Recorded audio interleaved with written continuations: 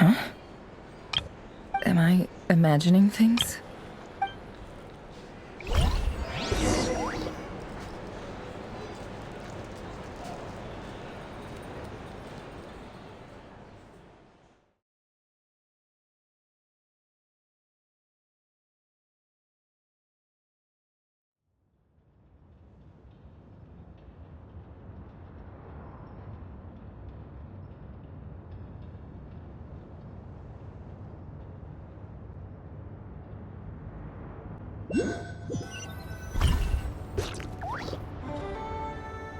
So, that close colleague who stayed behind with you? What's he been up to recently? Don't know, don't care. I get more normal human interaction from hanging out with Bosco 2 than him. Although, now you mention it, he hasn't bothered me in a while. I wonder if... If he's disappeared without a trace, it's the biggest gift he ever gave to the world. But I somehow doubt that's what's going on. He won't lie low forever, so we'd better stay on guard.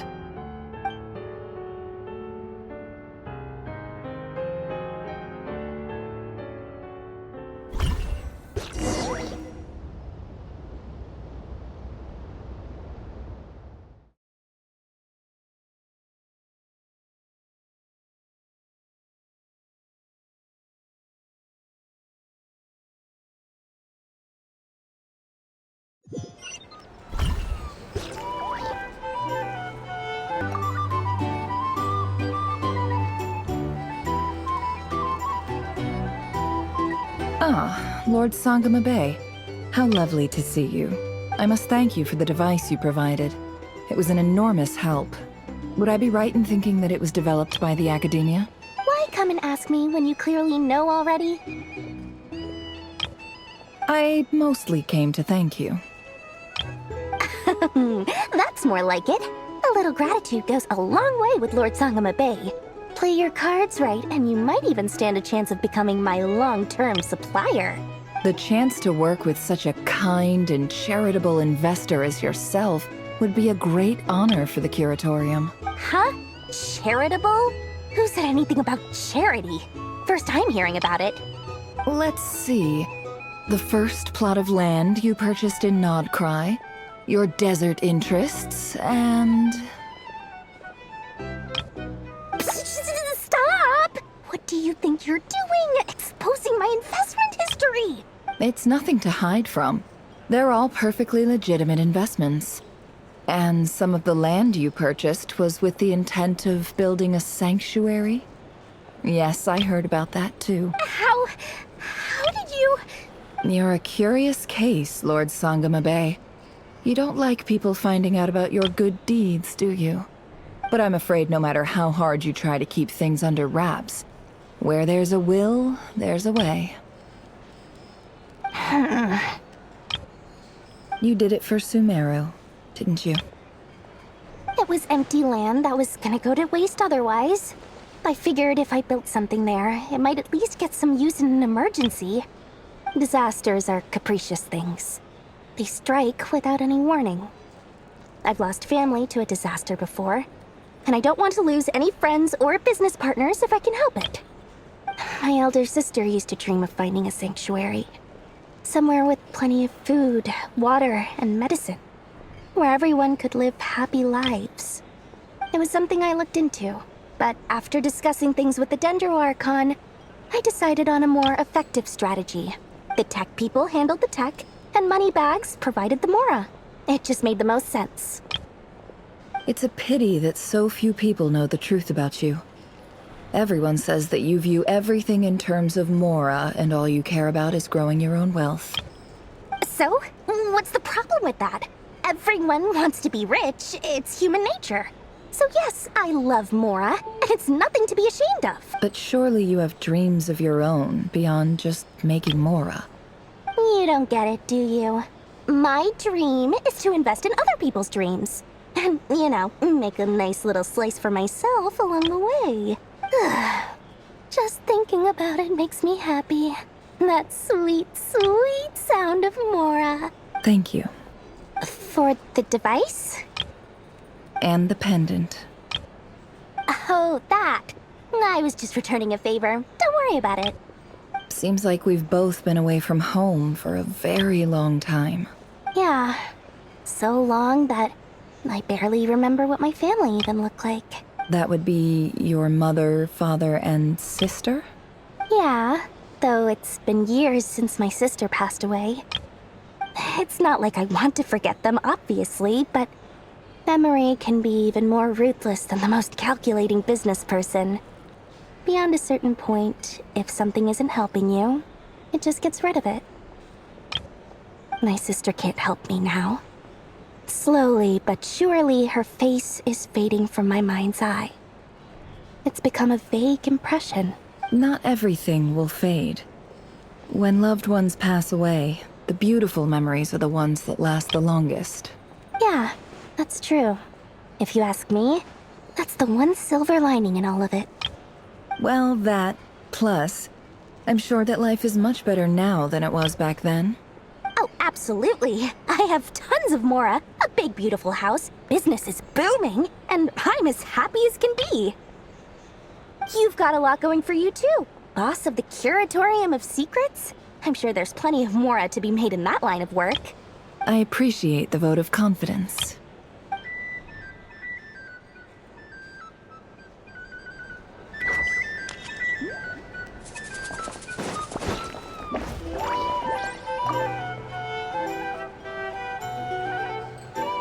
How have you been holding up? Any adverse reactions? If you start to take a turn for the worse, make sure you tell me right away. You don't need to worry about me, Grandmaster. I'm fine. I mean, I barely did anything, so... What? You're too humble, young man. You played an indispensable role in the battle for Nocturne. We can't thank you enough for your support. Sometimes, when people praise you, it's because you deserve it. The best thing is to accept it calmly and with grace. It's important to learn how to respond to words of admiration. Let's do a quick demonstration. Albedo, that was an incredible feat of alchemy. The pressure was on, but you worked flawlessly at lightning speed to get the job done. Thank you. I can't take all the credit, though. Durin played a big part in forming the alchemical array. See? Did you catch that? A masterclass in how to take a compliment. Okay, yeah. I did work pretty hard to help prepare for the battle. No point denying that. Hey, you guys! Hey, look who's bounced back. Looking good, traveler. Seems like you've recovered. You won't need to take any more medication. Can I get you a drink? Huh? You know how to order at a bar now? You've sure learned a lot recently. Handling a drinks order is ridiculously simple compared to alchemy. Don't worry, I'll blend into society yet. Paimon believes it. You're clearly a fast learner, just like your brother. To be totally honest, though, Paimon didn't quite follow all the details when you first explained the plan to us. Don't worry, that's completely understandable. Unless you're a student of alchemy, it's hard to grasp the principle and how the process works. To put it in the simplest terms, we saw how our enemy stole the power of Kuvaki. And that gave us the idea of stealing his power to turn it against him. When facing an enemy you have no hope of defeating, it's best not to engage them in battle.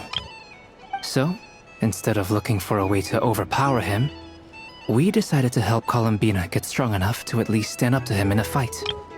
For this to work, we had to analyze his modes of attack, confirm who his main target was, and make sure that he wouldn't go beyond the range of the alchemical array. For added security, we prepared a total of 4 arrays. But to mitigate the impact of the battle, we identified one location in particular as the ideal spot, which is where the confrontation took place. The alchemical array absorbed his abyssal power. Then Durin processed it to render it usable by Columbina. That power enabled her to do what would otherwise have been nigh on impossible. What surprised me was that Dainsleif actually agreed to join us. Given his history with Raizel, he had every right to sit this one out. but we're extremely grateful for the decision he made.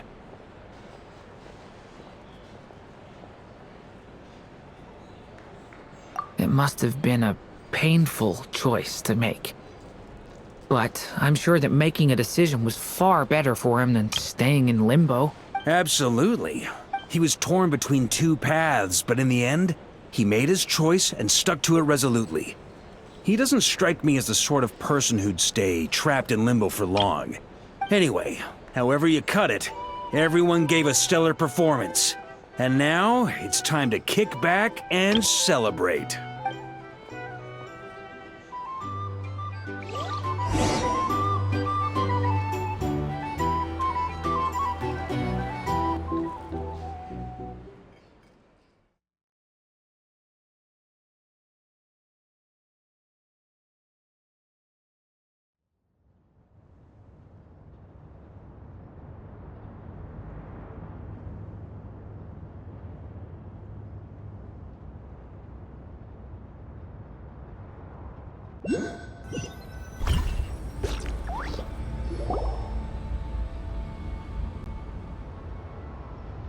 That's the only reason you're here.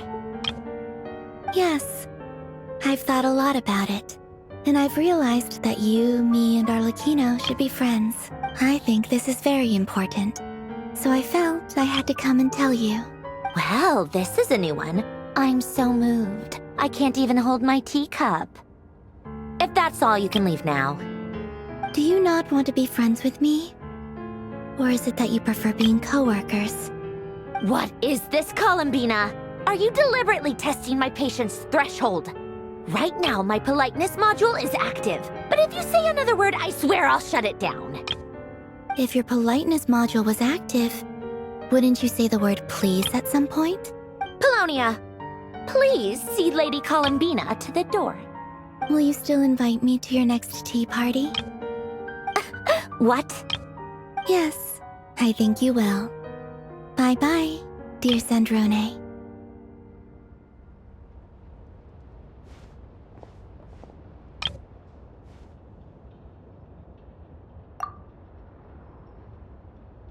Last time, the Wild Hunt escorted you out. Would you rather I handled it myself this time? We just wanted to, see how you were doing now that it's all over. Why? Out of concern for my safety?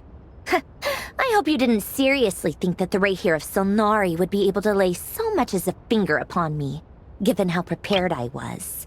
Mostly because you kind of helped us out, so we just wanted to check you were okay. Looks like all your robots are fixed, huh?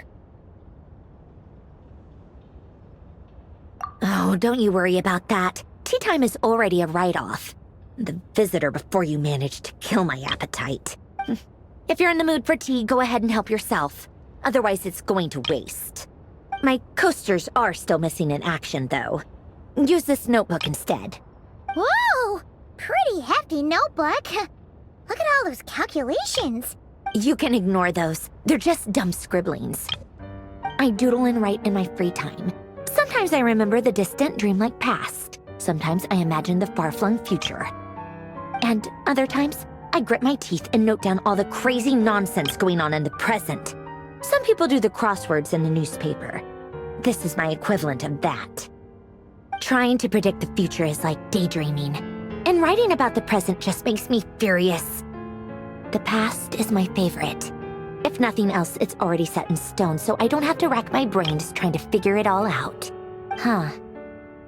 Although, having said that, the only vaguely interesting memory in my past is probably that guy they call Lord Artificer. Who else? Pretty much all the mecha and Fontaine are his personal handiwork.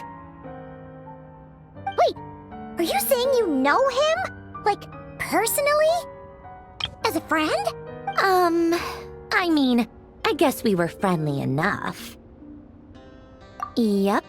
In fact, I'm probably the only normal person left who knew him at all. We used to chat occasionally back when he was still around. Before he passed away, he asked me to destroy all his manuscripts. I honored his request, but I did read through everything first before destroying them. I mean, I couldn't let the genius of Lord Artificer Alain Guillotin disappear like that. Would have been such a waste. So, that's where the formula's in your notebook are from? I just told you, those are my equivalent of crossword puzzles. They're just dumb formulas that I solve for fun when I'm bored. Alain's work was like epic poetry.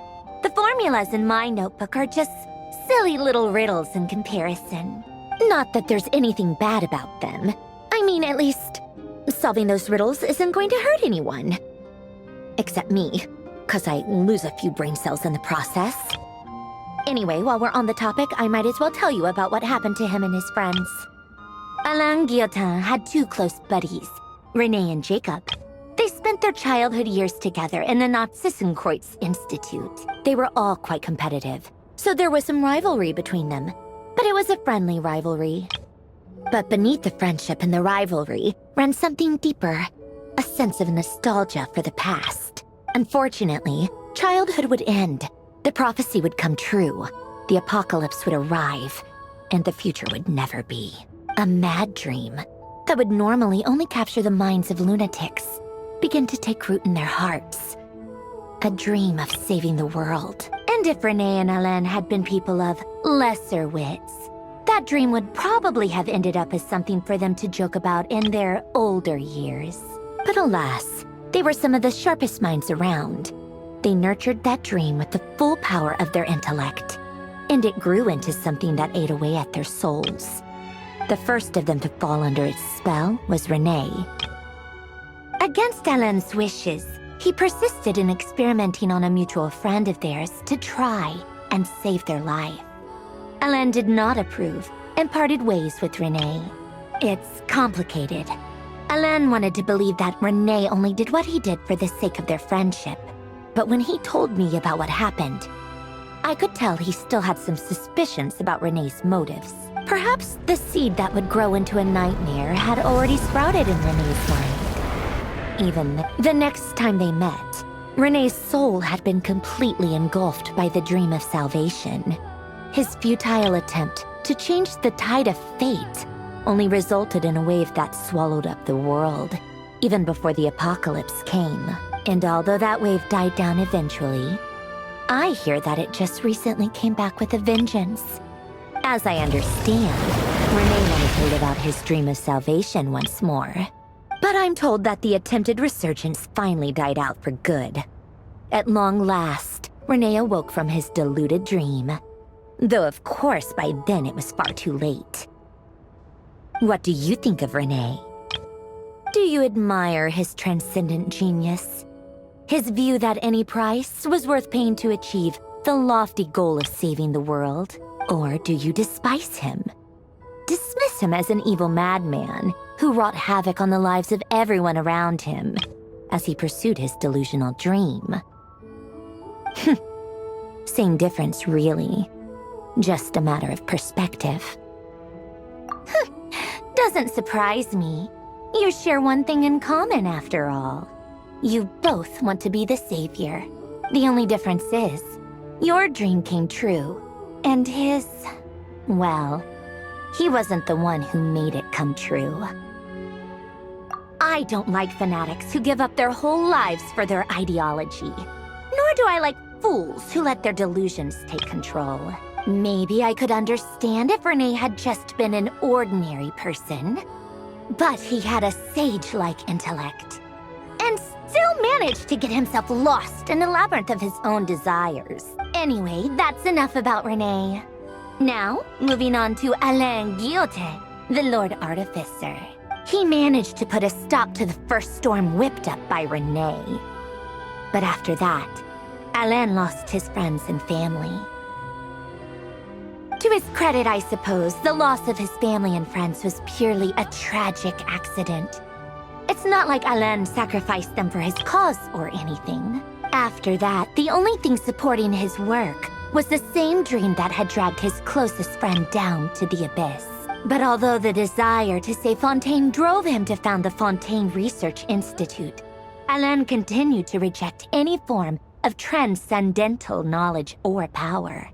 He was suspicious and fearful of it, having seen the way it had affected his closest friend. I think that formulas and machines derived solely from human intellect were the only thing that gave him a sense of spiritual comfort.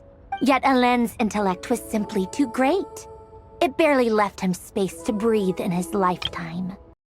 That the end of his life was approaching, he finally accepted the truth. The Noctissenkreuz Institute needed someone, and a human being, to see its story through to the end. He quit working on his formulas, trading them in for the fairy tales that had played such a formative role in his childhood, but which he barely touched in his adult life. He told me that the director of the Noctissenkreuz Institute used to read those fairy tales to the children as bedtime stories. Apparently, they worked wonders at sending kids off to sleep. I think that all he wanted at that time in his life was to be able to sleep deeply without being plagued by depression. By that point, nothing else really mattered. At the very end, he laid down to rest in the ruins of the former Noctissenkreuz Institute orphanage, while the Fontaine Research Institute he had founded continued tirelessly with its work. Many years after that, tensions over competing dreams would once again cause a rift, this time between members of the Fontaine Research Institute. But the actions of those fools had nothing at all to do with Alain. And that is the story of two people from the Noctissenkreuz Institute who both wanted to save the world. One went all in on his fantasy of salvation without ever looking back, and ended up calmly sinking to the bottom of the deepest sea. The other sought desperately to burn bright in his life, even though he wasn't sure where he was going.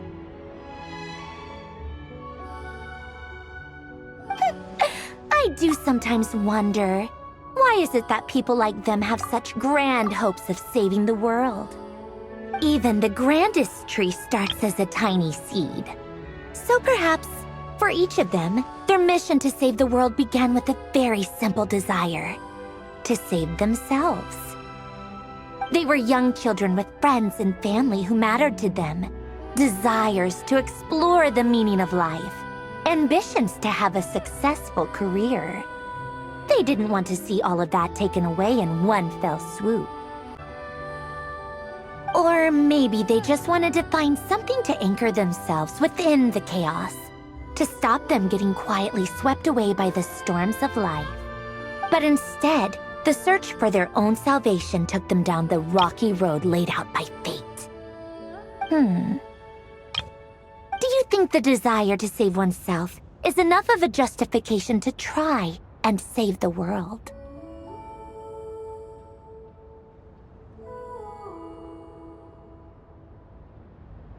You don't know? I guess that's a fair answer. At least you're not trying to hide your confusion. Alain was much more straightforward about it. I asked him the same question back when he was in his prime, putting all of his energy into his work. Yes, it's enough.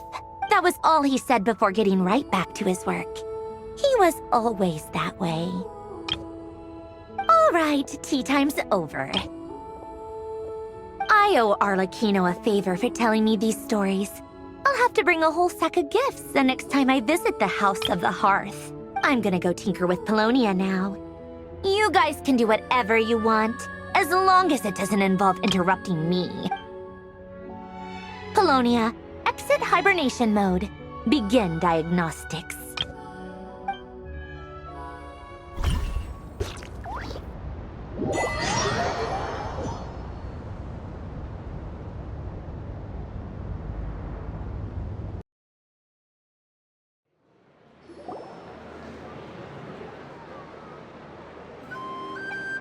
Thank you for waiting. I finished checking your adventurer handbook. Here are your commission rewards. We have no other urgent commissions on the books at present. Thank you for all your hard work lately. Perhaps you two could consider taking a vacation. Amazing! Paimon never thought we'd end up having downtime and not cry. Things were pretty hectic when we first got here.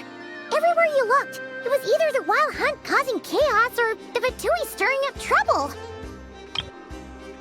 It felt like this whole region was one giant slime in a barrel, ready to go boom at any moment.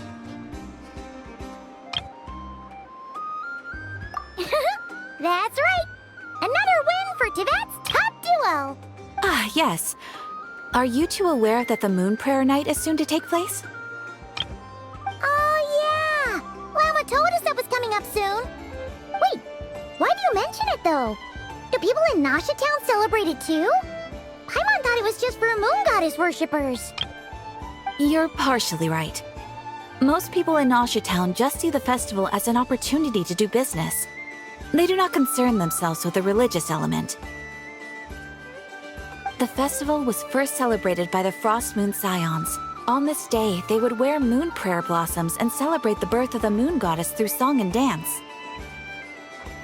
They would also prepare food and handicrafts and give them as gifts to others.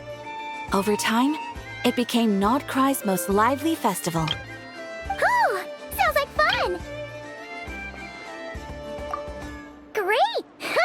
Well, in the meantime, since Catherine doesn't have any commissions for us, let's focus on some personal business instead. When we first got here, you mentioned that this was where your spaceship landed?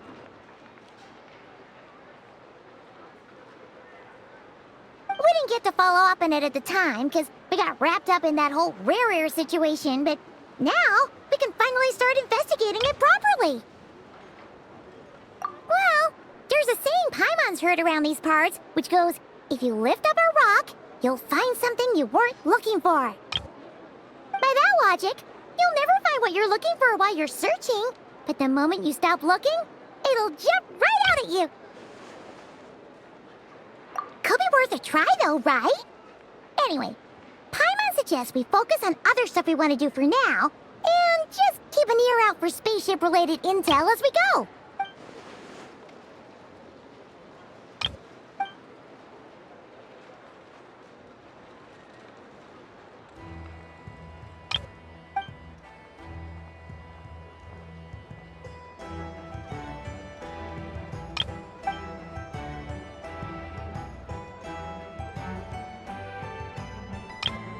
What's wrong? She looks super serious all of a sudden. Huh? Paimon gets why you'd be concerned about Columbina, but what does the doctor have to do with anything?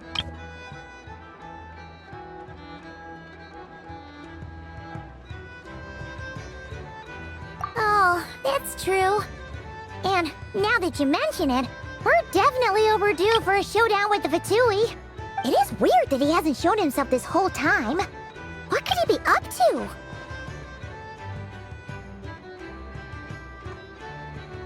True. Paimon would much rather deal with Marionette anyway. She says the meanest things, but when it comes down to it, she doesn't seem like a bad person. Maybe it's the pressure of being a Fatuse? Especially as a Harbinger. Does she feel like she's gotta act tough to keep up appearances or something?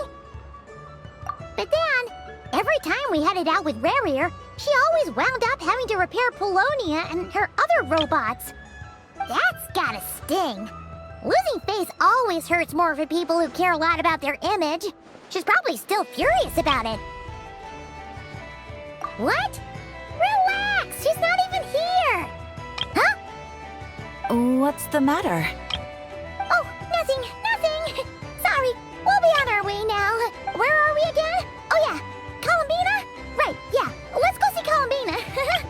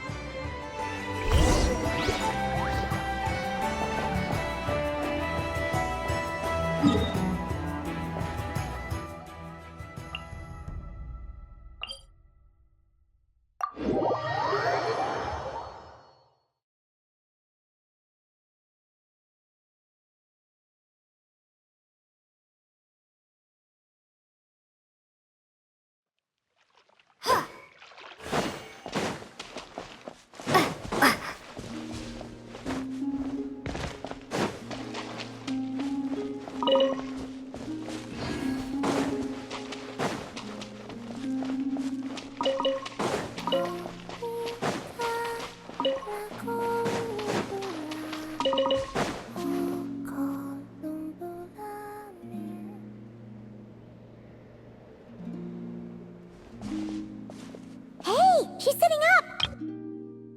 Is me sitting here a rare sight? No, we just thought you'd be resting. Perhaps I would have been, were it not for the sudden arrival of some unexpected guests. Not that I consider it a disturbance. After all, you are the only ones who are free to enter. Would it not be a little unfriendly of me to lie down while we speak? I didn't realize you put so much thought into little things like that.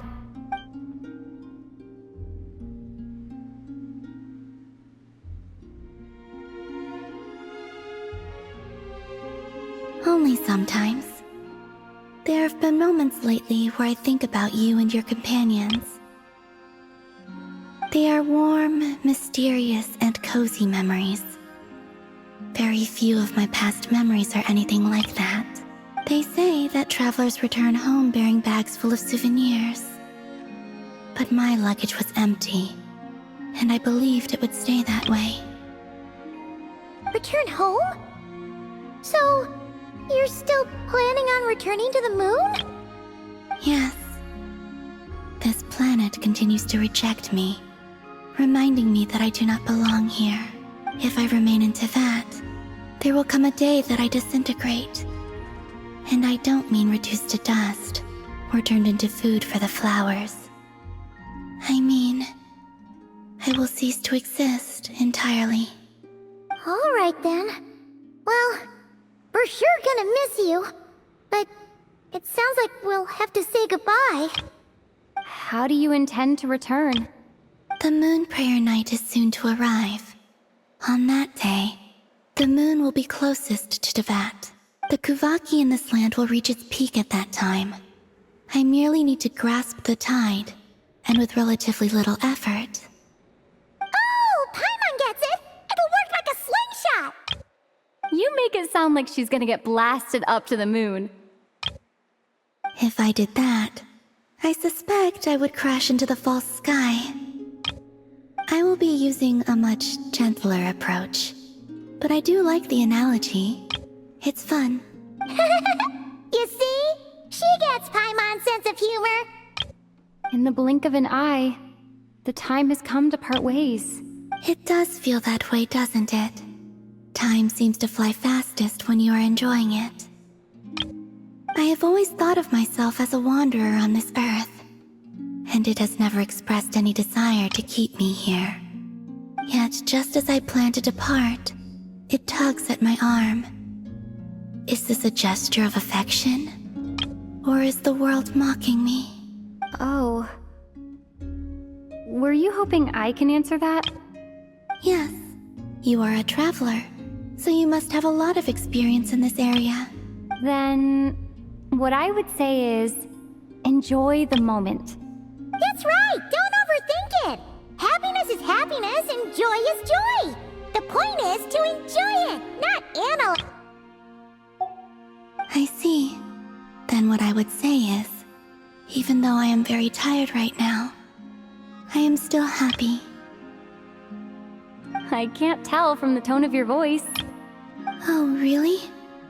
You don't think I sound happy?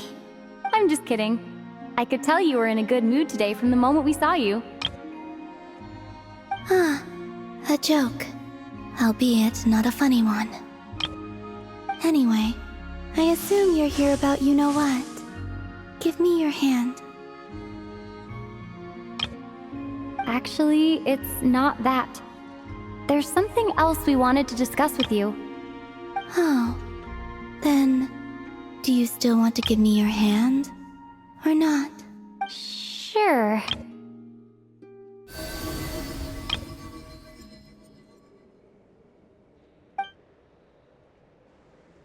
Thank you.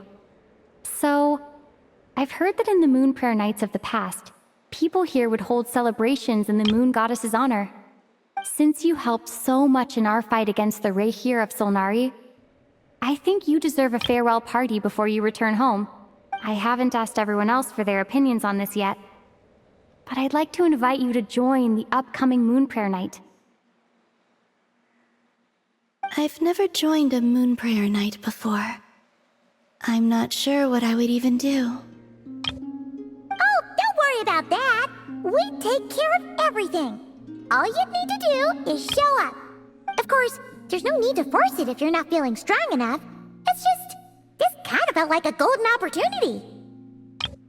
But they call me Kutar, and the Fatui have an arrest warrant out for me. I shouldn't appear in public right now.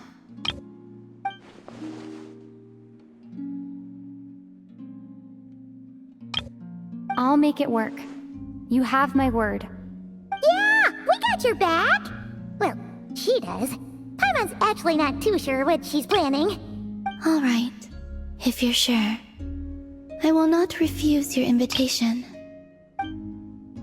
I suppose it wouldn't hurt to pack a few more sights from this world into my suitcase before finally learning what my homeland looks like. Oh, if you see Lauma, please tell her that my answer to the question she asked me is neither yes nor no. Rather, it is. There is no need. That was kinda cryptic, but sure. Guess it's between the two of you. We'll pass along the message. Bye for now!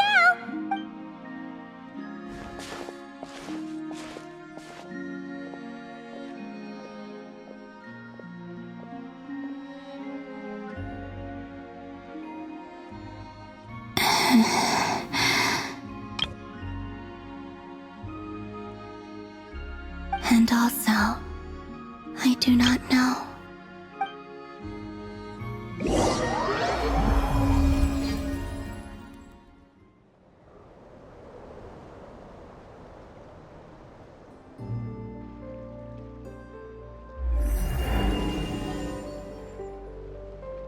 Since she's agreed to join the festival, let's go see who else wants to take part.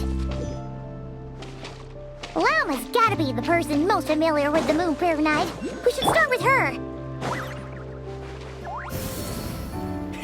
Raizel, what exactly is your plan to keep her safe? Not sure yet. I'll figure something out. What? Are you serious? And Paimon even gave you her vote of confidence back there. When did you become so sneaky?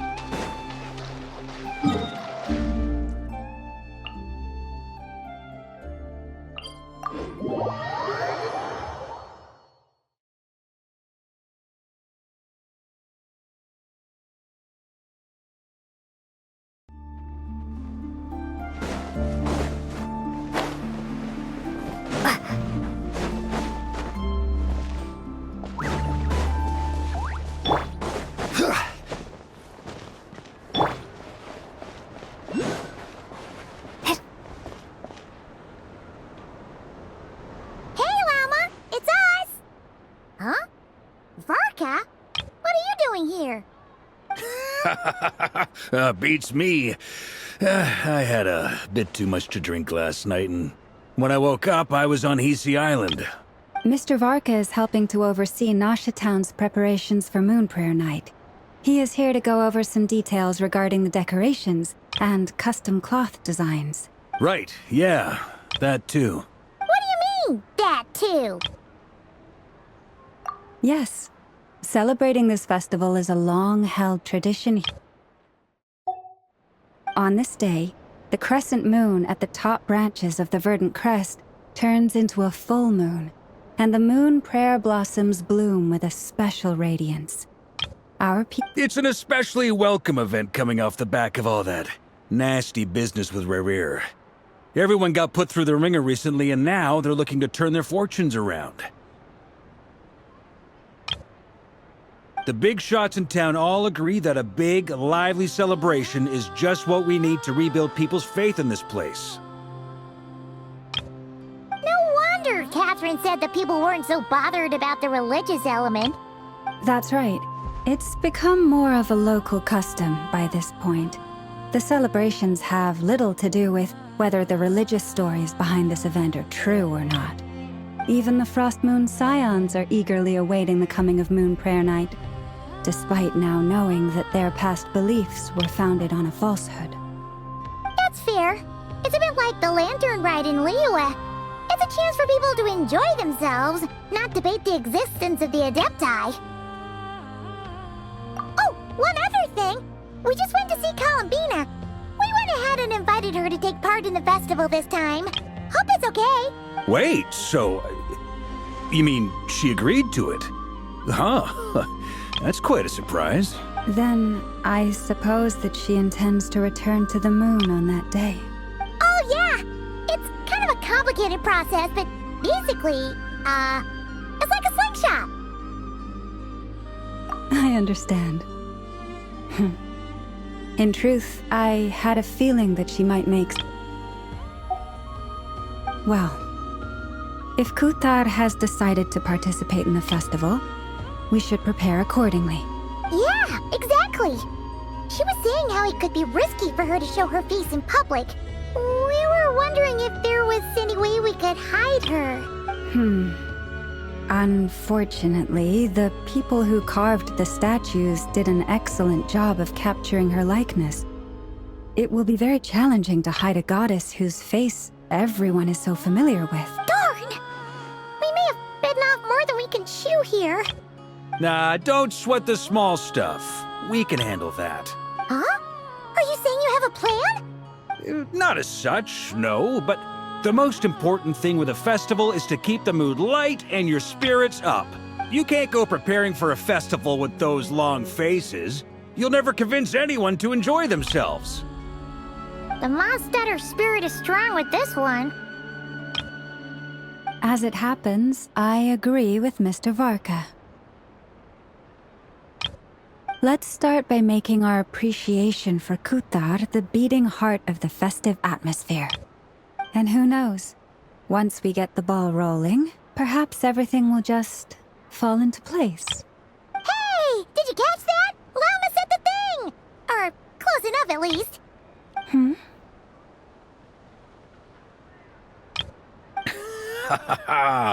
I'm looking forward to the Moon Prayer Night already. We have a festival in Mondstadt called Windbloom, and you can always tell which couples are celebrating it for their first time by the smiles on their and I have a feeling we'll get to see that same smile on the Moon Goddess's face at this festival. Not quite the same, surely. Anyway, I'll take care of business in the city, but I'll have to leave the decor up to you and the Frost Moon Scions. No one else can capture that traditional aesthetic quite like you guys.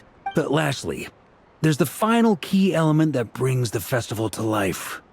Companionship. Before you leave, let me show you something that we've been preparing. Mr. Varka had asked to see it already, so you may as well tag along. Also, I have some further questions about Kuthar's decision.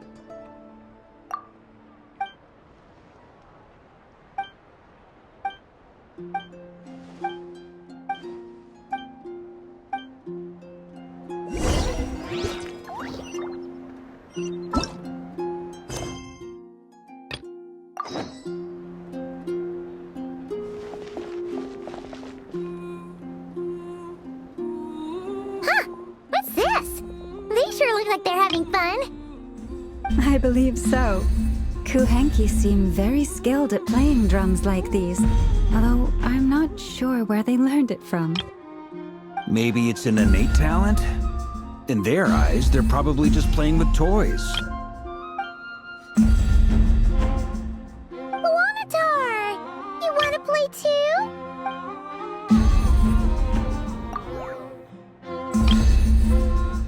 Yeah. She looks more confused than anything. Maybe we can teach her next time if we get the chance.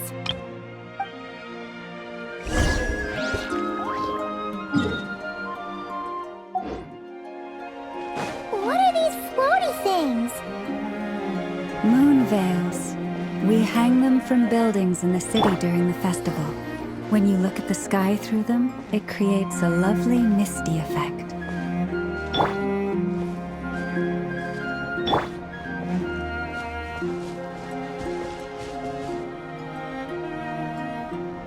Everyone seems hard at work. They're preparing items for Moon Prayer Night. For instance, the sculpture being made over here. Mr. Varka and I were just finalizing the details of where it will be placed. Ah, there she is. I didn't know the finished article would be so large. Not to worry, though. All the necessary arrangements have been made.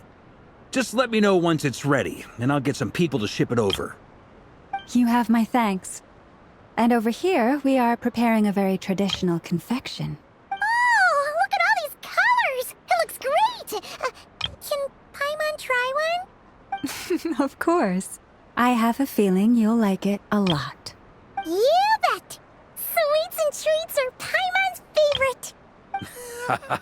If you included those in the Feast of the Moon, I bet Paimon would have joined the Frost Moon Scions by now. There will also be verdant crests like this present in Nasha Town during the festival. The timing of Moon Prayer Night is not completely set in advance. We make a rough estimate, then observe the changes in the verdant crests and moon prayer blossoms to guide us. As such, the wait itself is a fun feature of this particular festival.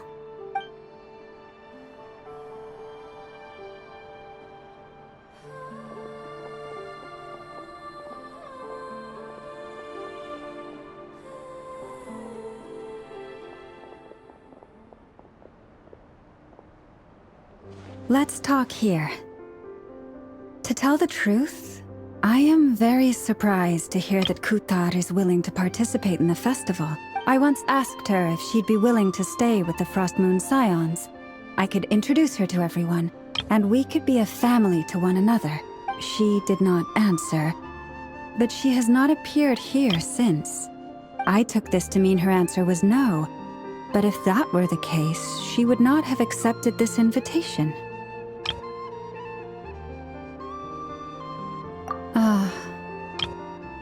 I see. Maybe she is right.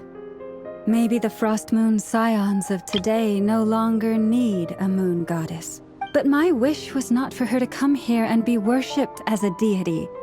I simply wanted to offer her a place to stay. I'm sure she believes that showing herself here might invite Fatui intervention, and as such she does not wish to cause us trouble. But what really pains me about all this is that this is her birthplace. She ought to belong here, yet no one has been able to grant her shelter. I think I'm qualified to weigh in here. When someone's about to depart on a long trip, what they need is blessings, not burdens. We should wish her the best, not make the journey harder than it already is. Anyway, she's agreed to attend, hasn't she? All we need to do is simply respect her decision. I see your point. Yes, she will soon depart after all. Our job is to leave her with some happy memories. Besides, who's to say her journey to the moon is a one-way trip? It's not like she can't come back and visit if she wants, right? Paimon agrees wholeheartedly. Festivals are all about having fun, so let's keep it simple. All right, I'm gonna head back to Nasha Town soon. Want to come with? I'm guessing you have some other folks to visit there.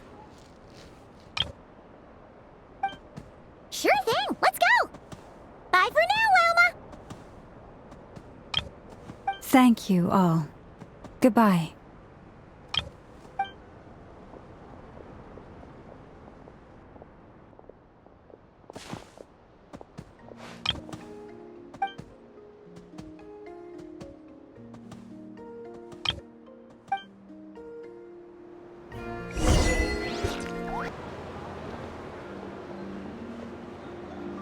Huh?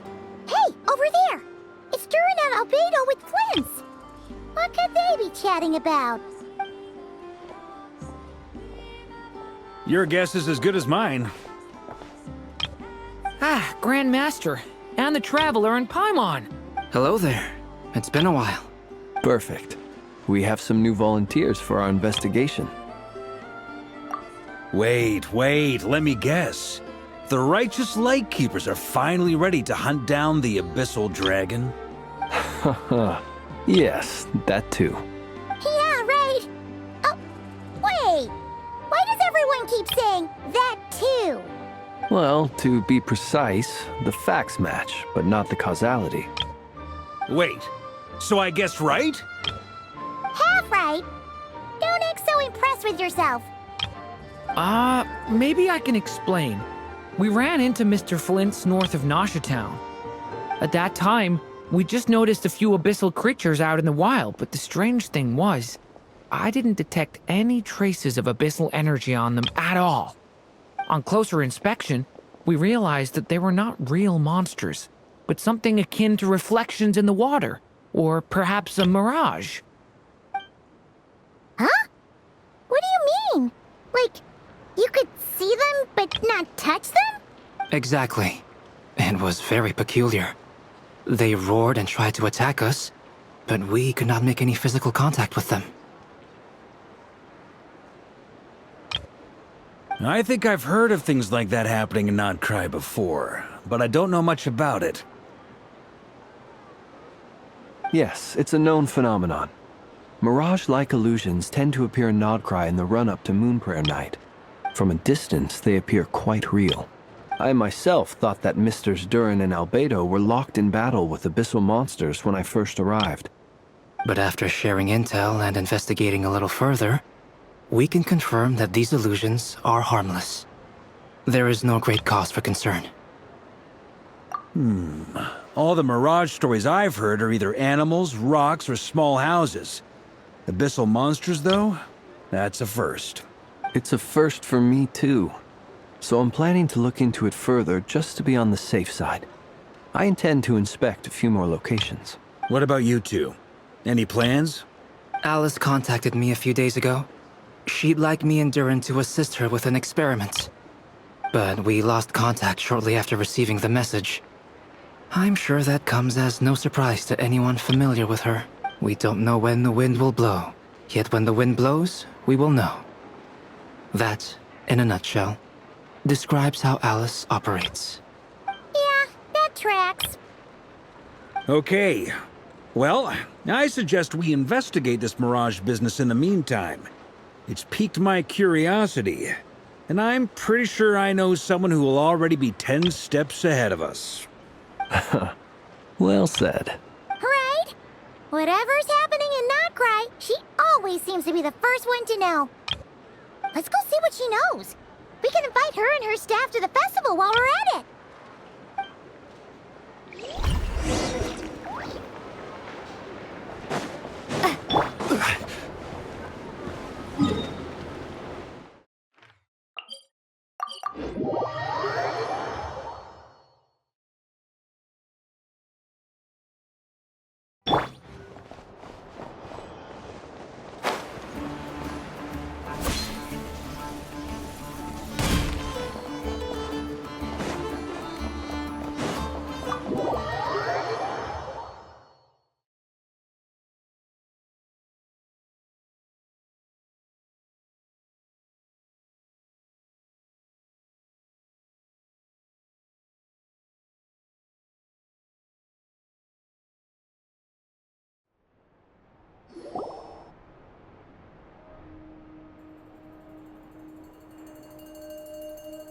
You're right, I have noticed. There's certainly something a little fishy about this situation. Records indicate that this phenomenon can occur in the days before and following Moon Prayer Night. That said, it has always been a rare sight in the past. The odds of encountering these phantoms are similar to looking up in the night sky, happening to see a shooting star, and managing to make a wish before it disappears. But this time, either everyone's getting lucky, or they're appearing far more frequently than usual. Yehoda's out gathering intel as we speak. In the meantime, let me check off some points of interest. First, the Abyss. The ones we saw seem to be abyssal monsters. Indeed. But we have identified one location where many more of them have made an appearance. And not just monsters, but human phantoms too. Given the scale and nature of the phantoms, it's almost as if someone's last memories are coming to life. Or perhaps the memories of multiple people. Oh. So you mean the phantom monsters are hunting down the phantom humans? Exactly. The phantoms can interact with each other, but we have no means of intervening. In addition, some of the human phantoms would seem to be from the very distant past. This is clear both from the clothing they wear and the stories they tell. They claim to be from Hyperborea, a name which I've heard from Lauma before. If this is true, it means they must be from 6,000 years ago. Did Paimon hear that right? 6,000 years? It sounds like this merits further exploration. That'd be a big help. I'll leave it with you, Albedo. My knowledge of ancient history is non-existent. I used to doze off every time the pre-Knights of Favonius era came up in class. It's quite a miracle that you were able to understand these phantoms' speech, given how long ago they lived. I suppose you're right.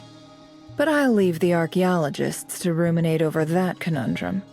As an intelligence broker, my sole interest is in the value of the information I gather, which, in this case, hopefully means earning myself some good favor with our dear Lady Moonchanter.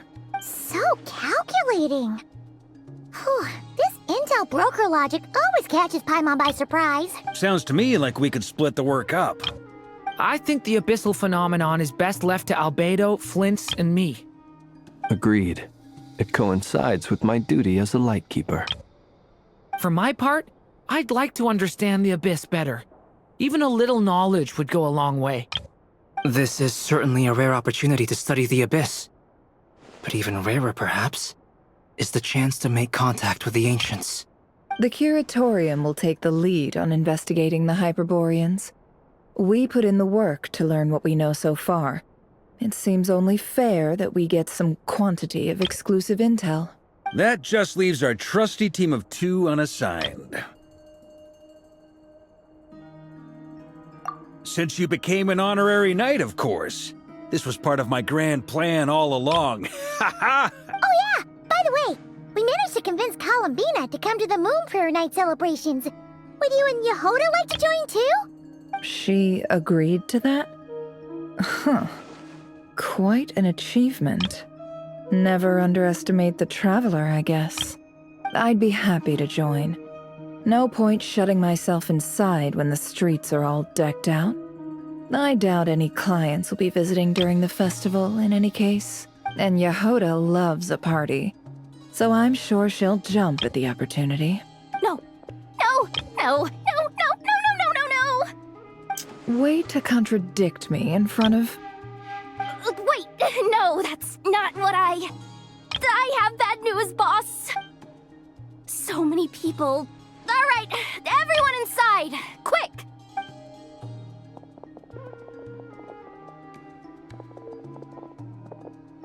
This is gonna sound crazy, but hear me out.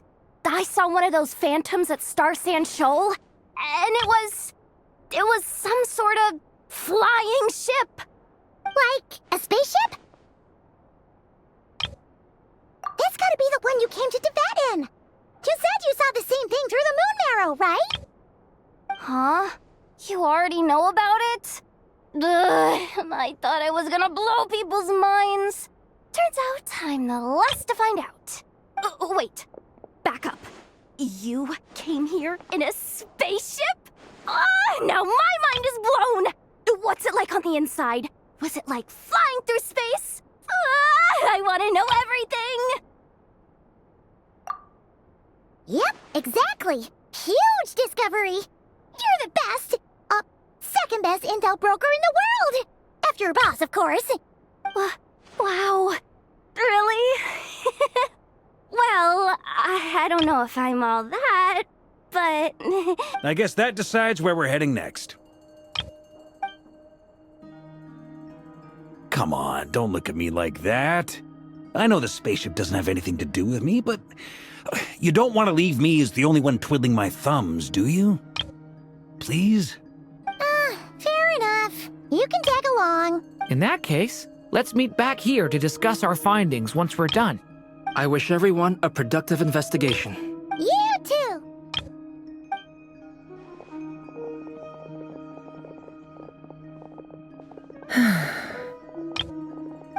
What's up, boss? Aren't we gonna head out? Tell me, Yehoda, when did the Curatorium start giving out intel for free? Oh, sorry, boss.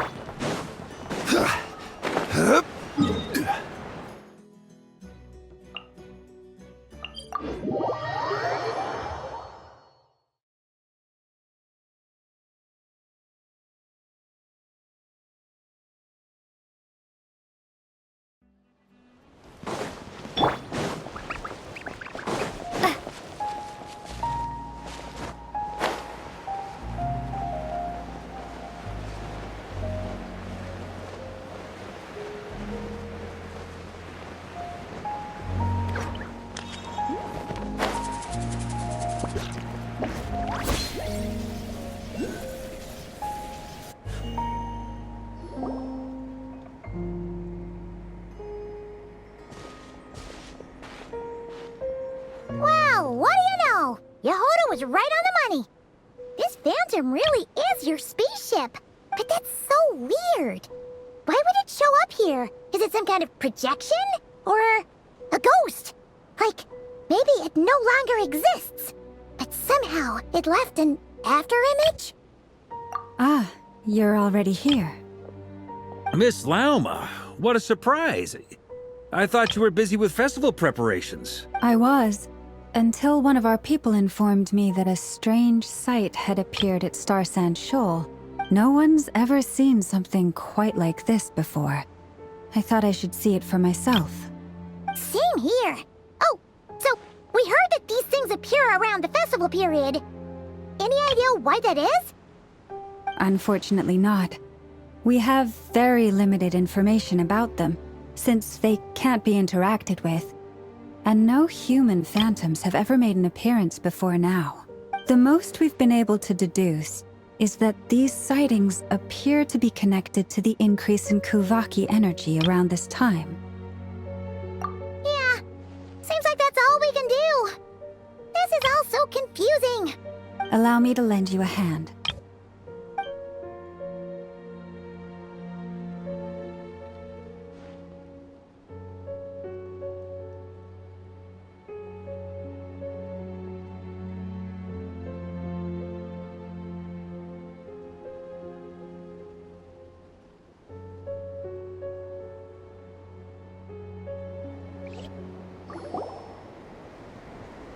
Everyone, our friend here should be able to provide us with some information. Is that a phantom rhymehorn deer? I've heard about how the Frost Moon Scions live in harmony with the animals and can even communicate with them. That's coming in handy now, for sure. Okay. Yes, I understand. Then how about this?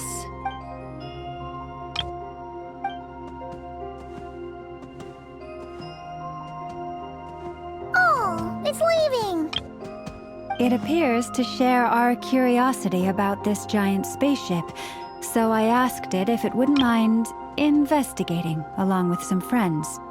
In return, I told it about some nearby spots where the wild fruit grows abundantly. We may live in a different era from these phantoms, but I trust that the terrain, climate, and ecology here are more resistant to the effects of time than some things are. Let's give them a moment and hope for the best.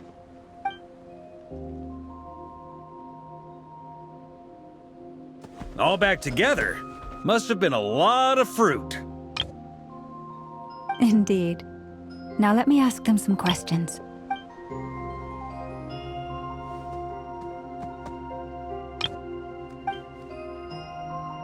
It did find a lot of wild fruit, enough for them to feast for a long while.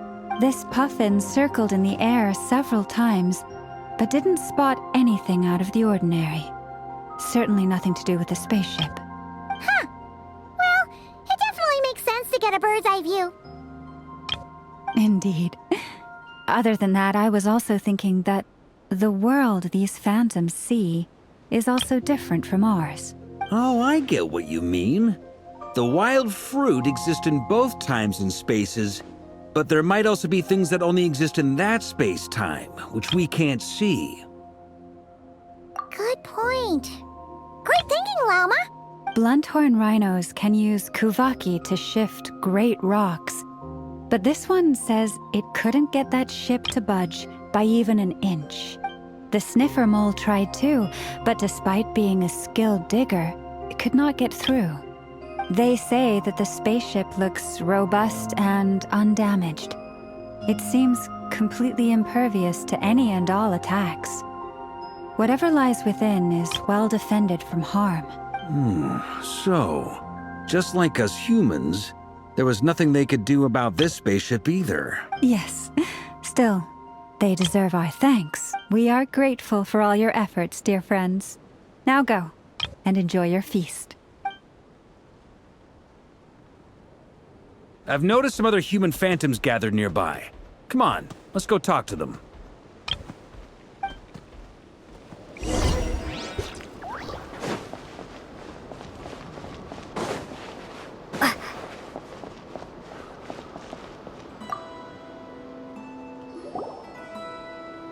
What is this thing?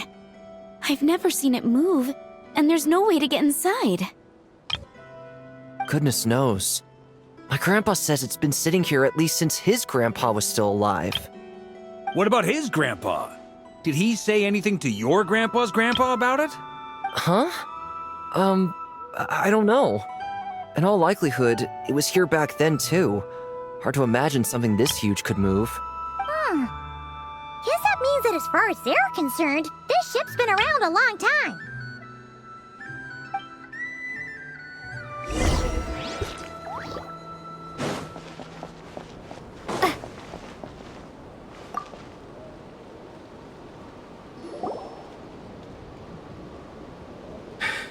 Come on, brothers. If we can get even a small chunk off of this thing, it's gotta be worth a fortune. Today is the day we strike it rich. Huh? You mean Paimon? Yes, brother, I shall join you. Let's make our fortune. We should go with them. What the? This thing is crazy tough. I can't even scratch it. What's it made of? Sorry, brother. Looks like we'll have to seek our fortunes elsewhere. Enjoying yourself? I was just seeing if I could influence this phantom's perception by playing. But nope, no dice.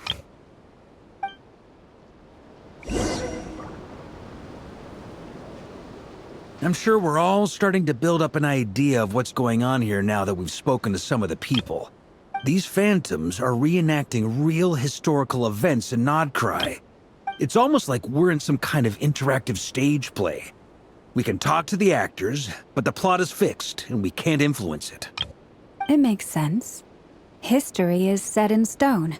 The objective facts of the past cannot be changed. Paimon totally thought you were just goofing around earlier. But actually, You were doing some serious investigating. Of course I was. Anyway, at this point, I think we're forced to conclude that although the Phantom spaceship is right there in front of us, we aren't going to learn much about it from these people.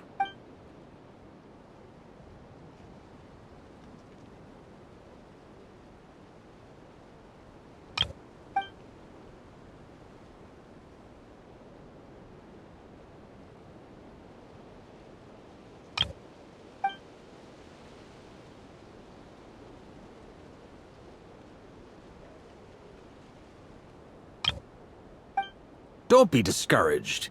If nothing else, this is proof of the ship's existence. And think about it. So many people tried to hack their way inside, but no one could get the door open. It's made of very tough material.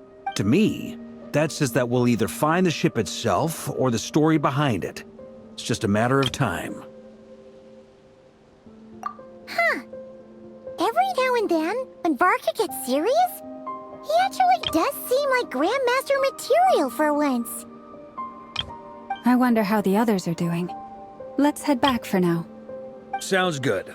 Also, drinks are on me if Team Knights of Favonius is the first to finish. We have a team name now? Am I in Team Knights of Favonius as well? You're very welcome to join. We've even got a cathedral ready for you. Isn't that technically blasphemy? You wouldn't dare make a joke like that if Barbados was in earshot. Nah, I'm sure Barbados doesn't mind a little harmless blasphemy once in a while.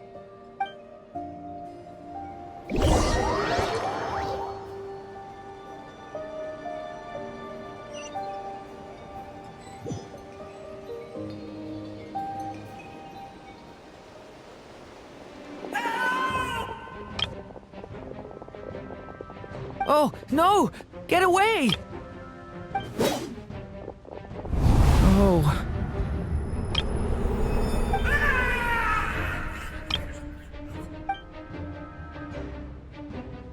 I know it's hard to stomach, Mr. Duran. But as I'm sure you've noticed, there is nothing we can do to intervene in that which unfolds before us. But we have to at least try. And try you have. But are you aware of how many unsuccessful attempts you've made now? I wasn't keeping count. I'm afraid this is the 39th failure so far. Or the 5th if we're only counting this particular victim. There are no indications that these phantoms may be altered in any way. You seem to have calmed down a little. I'll make us a fire. You should rest and have some water. Feeling any better now, Mr. Duran? May I ask a few questions? Be my guest. What exactly are we witnessing here? What happened to those people? My guess would be that we are seeing Nocturne during the Conrian Cataclysm. Would that be accurate? Conria. That is correct. As you know, once the Abyss senses even the tiniest crack, it floods in and spreads like wildfire. There was a time in the distant past when it permeated all of Nocturne, causing immeasurable harm. The people paid a terrible price to heal this land. Then 500 years ago, the whole of Teyvat suffered an abyssal disaster. Once more, Nocturne was dealt a devastating blow. I see.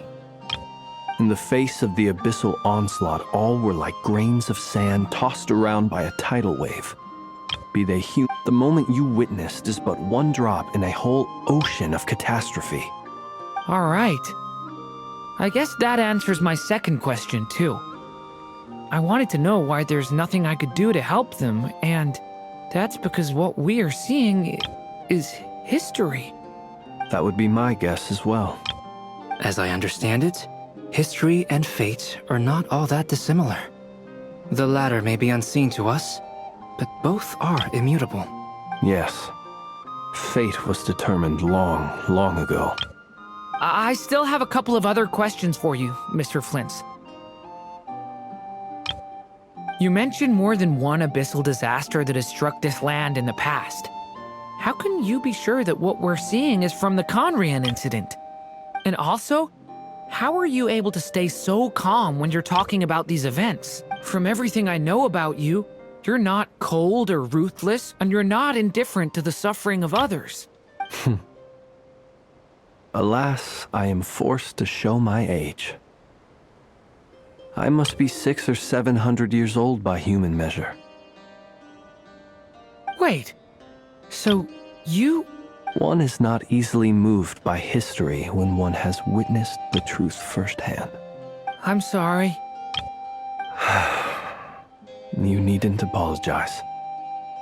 Your passion is a good thing to have. Treasure it, because someday you may find it in terribly short supply. Now, at the risk of offending you, I have a question in return. Your curiosity toward the abyss, is it born from hatred or because you sense its call? I only ask because I kept a fragment of Rarir's body in my lantern for a short time. Specifically, his heart. So I know what a burden it can be to carry the abyss with you. And I hear its power growling from somewhere within you. In my eyes, your mere existence is a miracle. My honest answer is... I don't know. I don't think I have the confidence to say for certain. What I will say is the abyss is not the only issue that haunts me. Even before I became who I am today, the question dogged me constantly. Should I even exist at all? My doubts remain unresolved. But when we fought Rarir, something became a little clearer to me. Sometimes it is the darkness within us that allows us to achieve the impossible. I certainly got the sense from your 39 attempts that you were trying to achieve the impossible. It sounds like you've resolved to see the truth for yourself. Absolutely. In that sense, he and I are quite similar. Then I wish you every success. I look forward to the day of your transcension. Well, if everyone's caught their breath, I suppose we should head back. Oh, and one last thing. I'd appreciate if you kept our discussion about history a secret.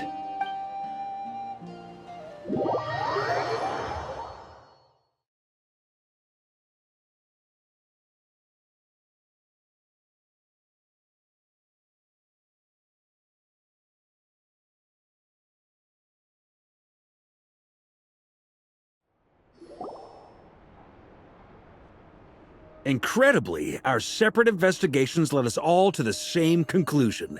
Hooray for consensus! Yeah, but we barely learned anything, though. I totally thought this would be the mother lode. Talking with the ancients? I mean, come on! But nope. All we got was useless snippets of conversation. And all this stuff about moons and hyperopia. What a load of baloney. Seems like people back then had a few screws loose. I understand your frustration. We found the same issue. Each phantom only showed a very brief moment in time. There isn't much value to be found in these miscellaneous fragments of a civilization's history, no matter how glorious it may have been. If there's a silver lining, it's that these phantoms are harmless to the present reality. They shouldn't get in the way of the festivities. Paimon agrees. And not just because it's the first thing she understood in this whole conversation. You look disappointed, Nefer. Is something the matter? What do you think?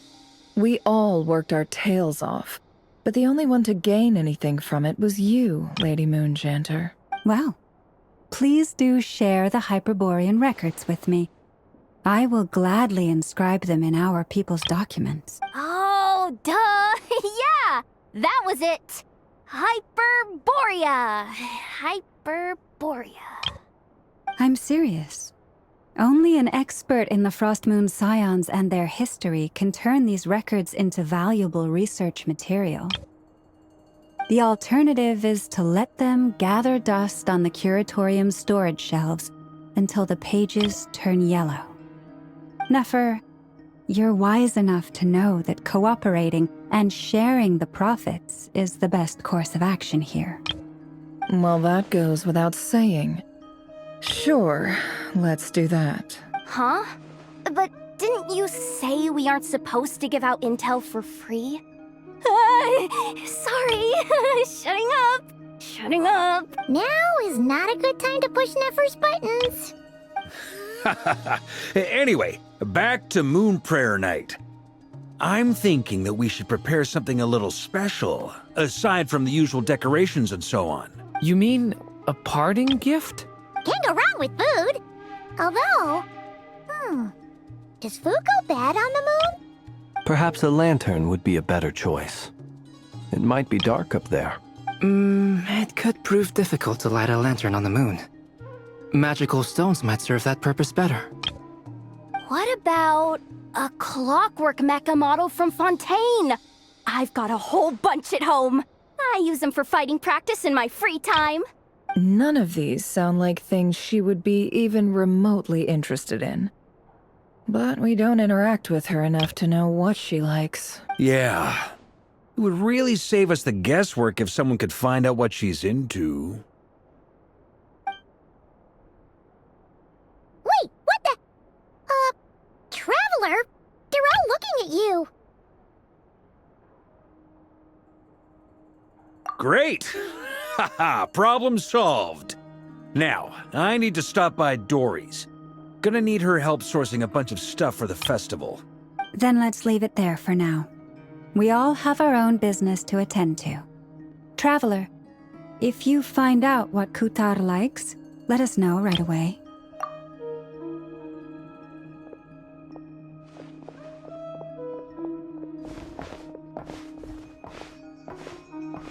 Is something the matter? I'm fine. It's just... I'm still feeling a little rattled after witnessing the horrors of the Abyss. But it's okay. This is something I have to work through. I'll be all right. Thanks for your concern. Well, don't put too much pressure on yourself. If you ever feel like something's wrong, physically or mentally, we're here to talk. Come on. Stop treating me like a kid.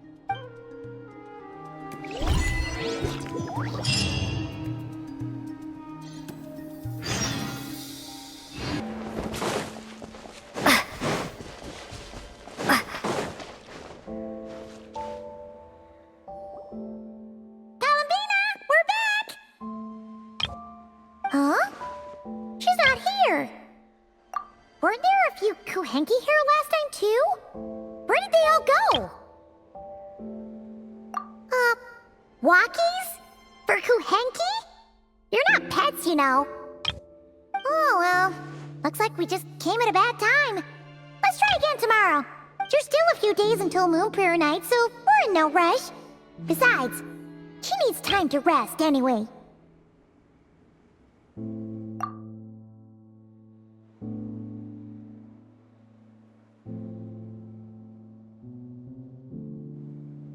Kalamina! Are you back yet? Oh, how strange. Looks like she still isn't here. Right? It's not like her to spend so much time outside. Especially since she's worried about attracting unwanted attention. What about Luonatar? Luonatar, you there?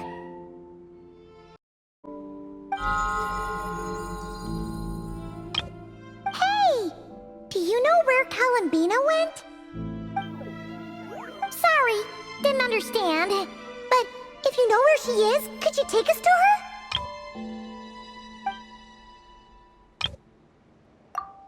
Yeah, that's even stranger. What about him?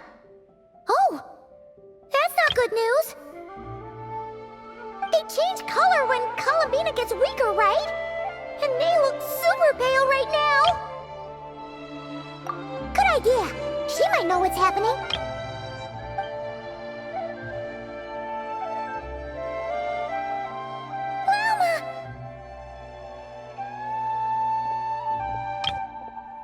Ah, it's you.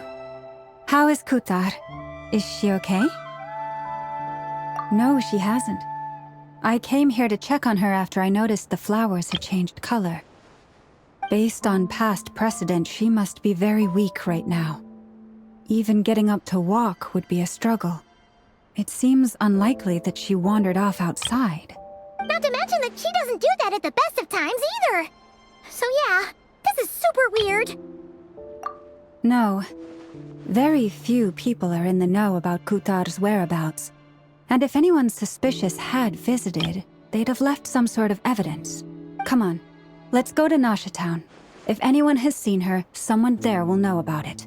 It's Notcry's information hub after all. Makes sense. Let's go!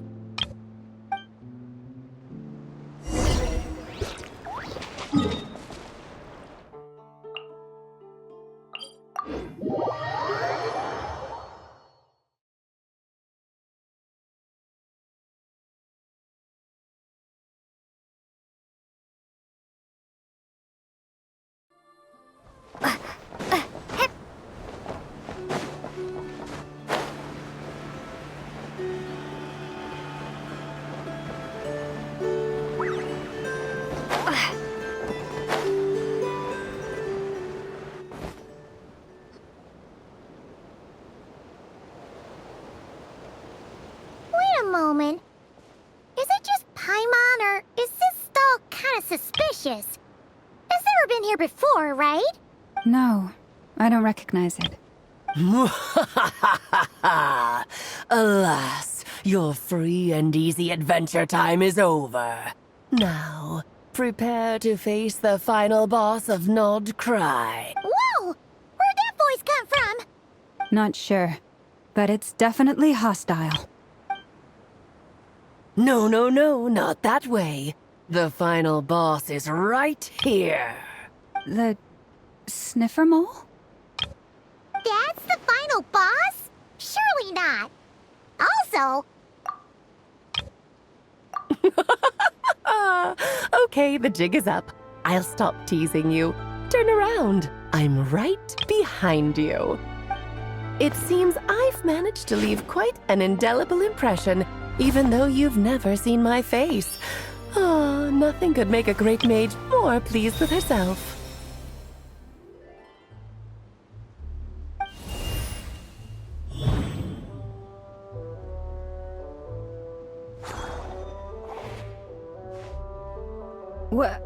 What is going on?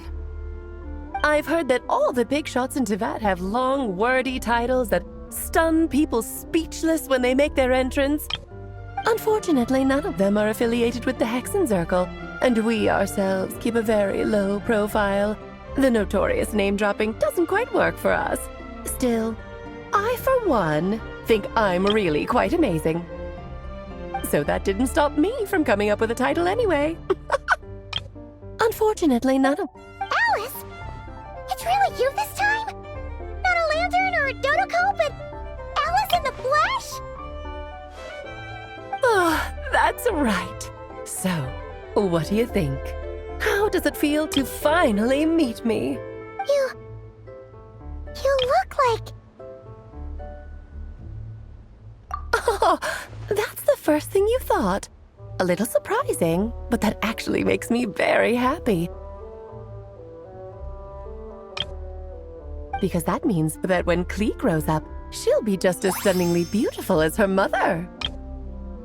So she's a friend of yours?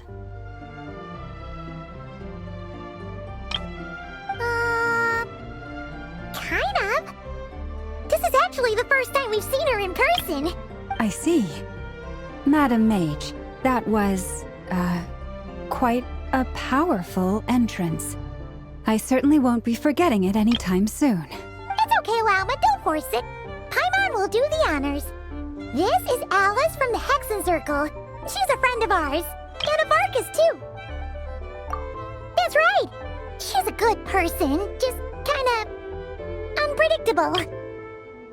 Well, what is the human heart if not unpredictable? Hmm?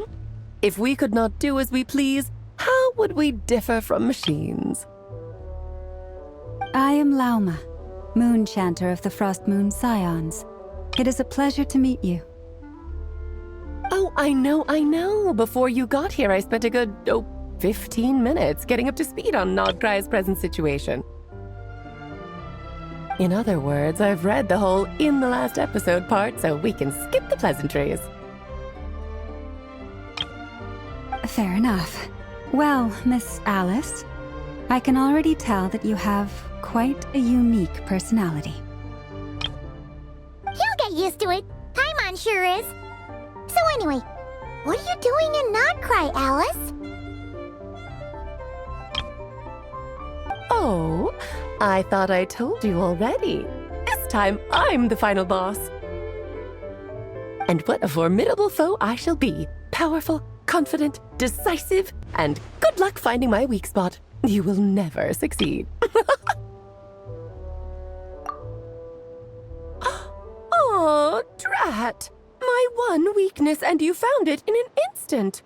Fate has been dealt a devastating blow.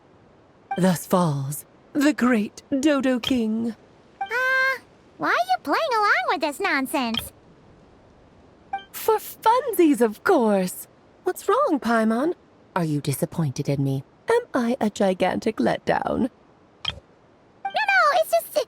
you seem like a busy lady. And this is the one time you've shown up in person. Paimon figured it would be for something more high stakes than just goofing around. You're quite right. I'm here in Nodcry because something big happened.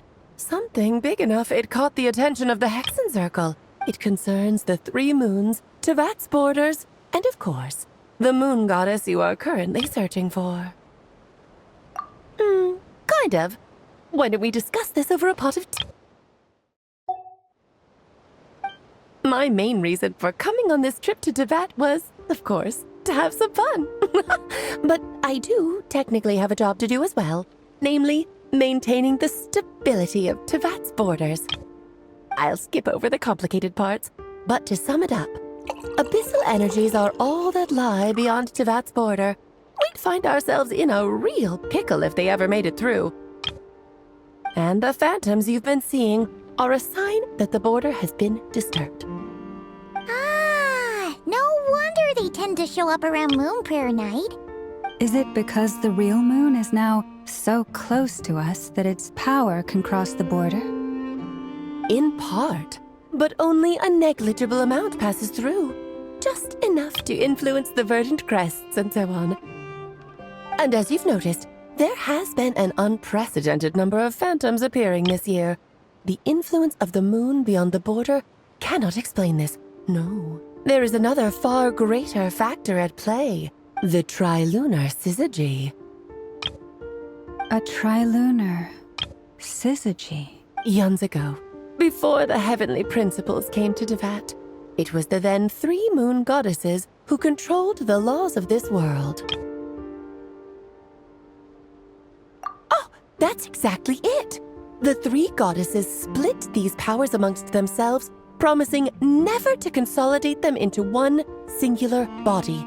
This was meant to keep the world stable. But, fast-forwarding to the present, the eternal moon's marrow is with you, while the iridescent moon's marrow, which should never have appeared in this world, has been retrieved. Add that to the presence of a moon goddess in the flesh and... the power of all 3 moons is gathered here in Nodcry. There hasn't been an event like this since the War of Funerary Flame. And it's having a noticeable effect on Tevat's borders. Because I wish to give my darling daughter a peaceful, sunny environment to grow up in. Is that a good enough reason? Kinda sounds like you're dodging the question, but it does make sense. Well, that's one reason anyway, and the most important one. The others are a little complicated to explain. For instance, cleaning up after dearest Miss R. Albedo could tell you more about that if you're curious, but right now, I have a more important question to ask you. Why are you collecting the moon marrows? I see. Nicole told me about that legend once. Nicole? You mean Mage Anne? Oh, so you remember. Ah, yes, of course.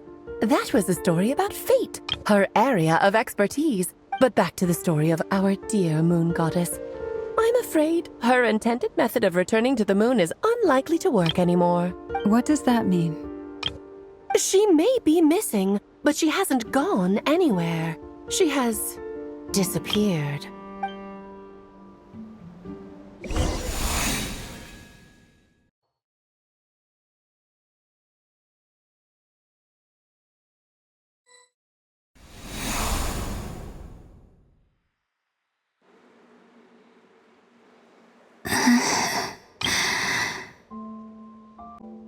My body is so heavy. Wait, no. It's my mind that's heavy. My arms and legs are as light as a feather. What's happening to me? I feel drowsy, like I've been asleep for too long. Is it daytime or nighttime? Is the moon out? I think I'll go for a walk.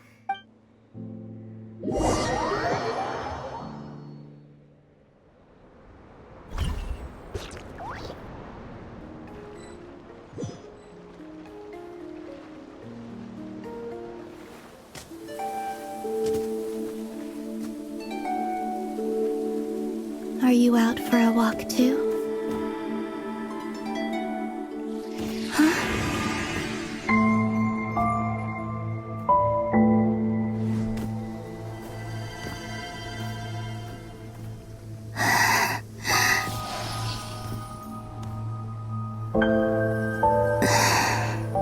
The day has come at last.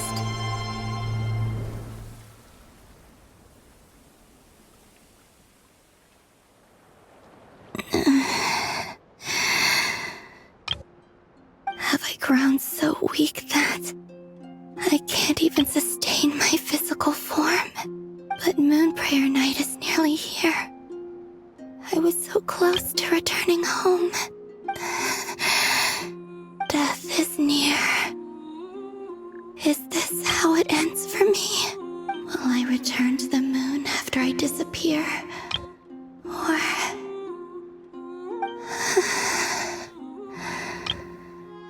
I don't want it to end like this. So far, at least, I still exist. Even if not physically, I can still feel. But as my power wanes, I'm sure that too will fade. I suppose I might take one final look at this world. The world where I was born.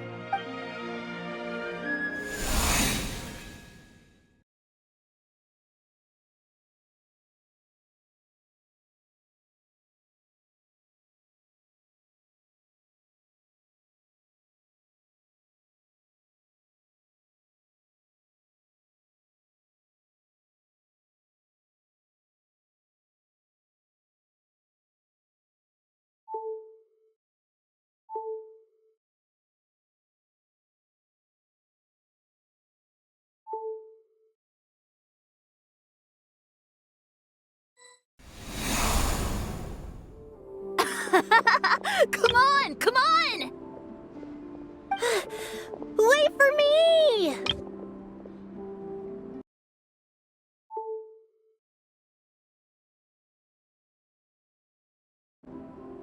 The Frost Moon Enclave. How much it has changed since I was born. These decorations? They're so heavy! It's times like these when you kind of wish men could be priestesses and acolytes too. How fascinating. I've never had the chance to be privy to people's private lives in this way.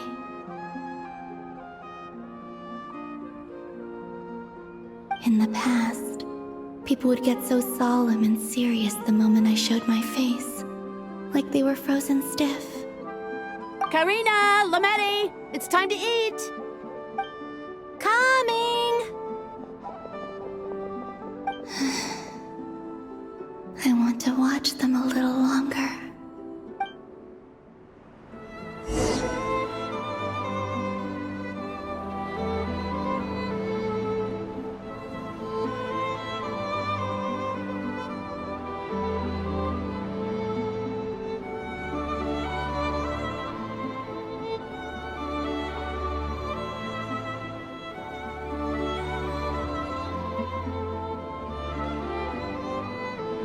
Just fill these balloons with air, right? Yep. Try a couple now to test things out. The rest can wait till Moon Prayer night. Think fast!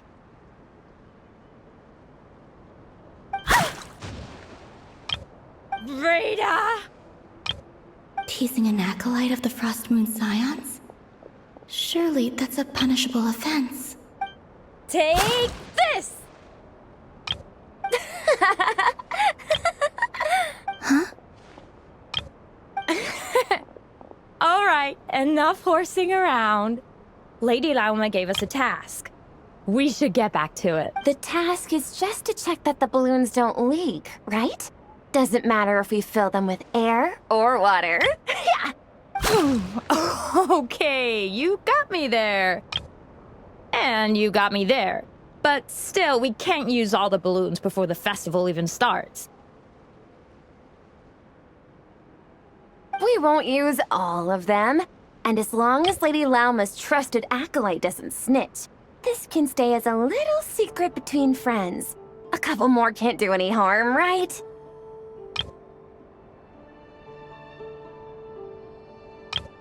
Oh, you menace.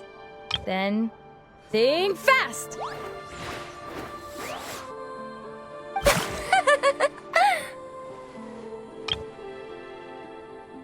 Is pumping a balloon full of water really so much fun?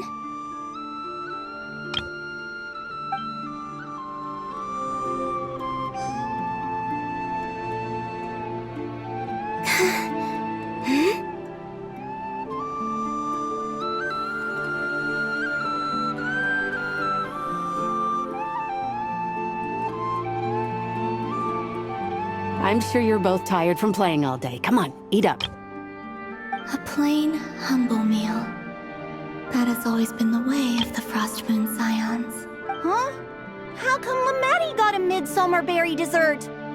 Oh, I always get Lockaberry. I don't mind sharing.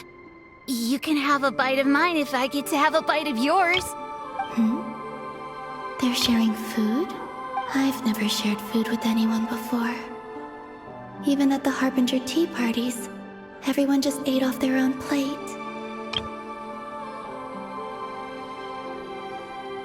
And when I couldn't finish my food offerings from the Frost Moon Scions, they'd leave the leftovers out under the moonlight for the animals to claim. Hey! That was 2 bites!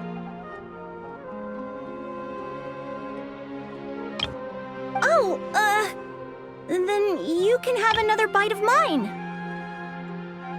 Oh, you too.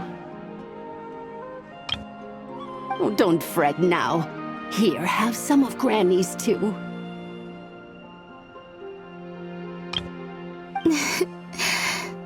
So this is what it means to be family.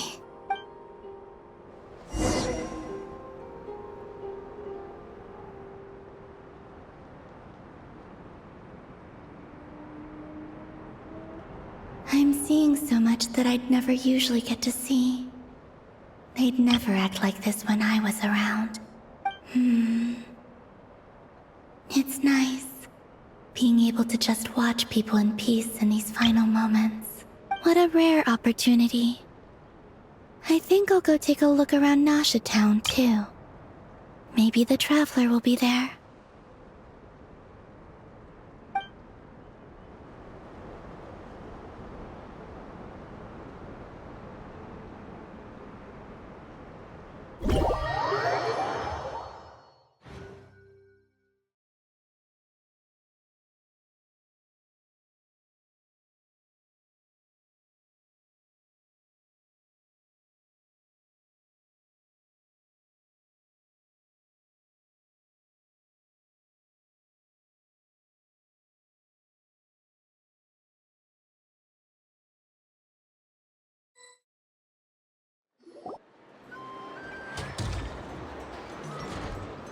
After the War of Funerary Flame, the Moon Goddesses were no longer recognized by Tevat. They lost the whole foundation for their existence. That's why the Moon Goddess's strength is fading. She cannot withstand the world's rejection of her. To be more pedantic about it, the moon goddesses did something to offend the heavenly principles, and that's why they were ousted. Something of a recurring theme in Teyvat's history. Theoretically, speaking so candidly should put me in their crosshairs too, but they can't tell me what to do. I'll say whatever I want. Anywho, the Moon Marrow energies were but a drop in the bucket for her, and that battle against the Ray Hair of Solnari only weakened her further. Fortunately, it happened close enough to Moon Prayer Night when the Kuvaki concentration here is high. That's the only reason she managed to survive this long. What do you mean, fortunately? You said she disappeared. We're too late. Oh, what a headache. I thought this was all common knowledge. I guess I have some more explaining to do. Okay, buckle up. It's time for another lecture.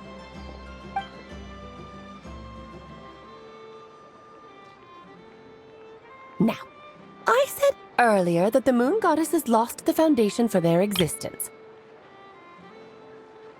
The reason for that has to do with the natural order. Basically, the rationale for their existence in Teyvat was lost.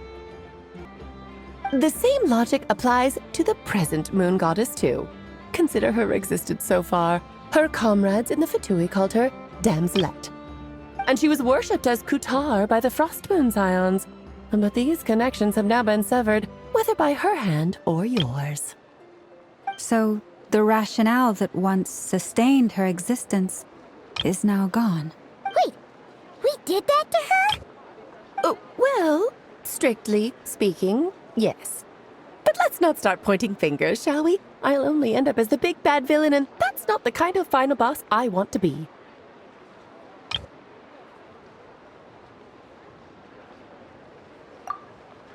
Of course I do. I'm only the greatest mage in the whole entire world.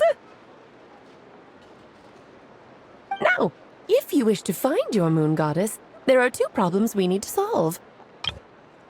Firstly, we'll need to strengthen the connection between her and Teyvat, at least enough to sustain her until Moon Prayer Night. Strengthen her connection? But does that mean I'll have to rally all the Frost Moon faithful behind this? I'm afraid a bygone faith and a former home won't be of any help to her now. Do you know her name? Her name? Yes. Names are very important things. A name is a fundamental concept that anchors one's entire existence. Then your first job is to find it. As a moon goddess, I'm sure she must have a name she identifies with. Neither Columbina nor Kutar is her true name, and she's never really accepted either of them. So, finding out her real name is enough to sustain her existence? Yes, I know it sounds like a small step, but every journey begins that way. So for now, that's all we need to focus on.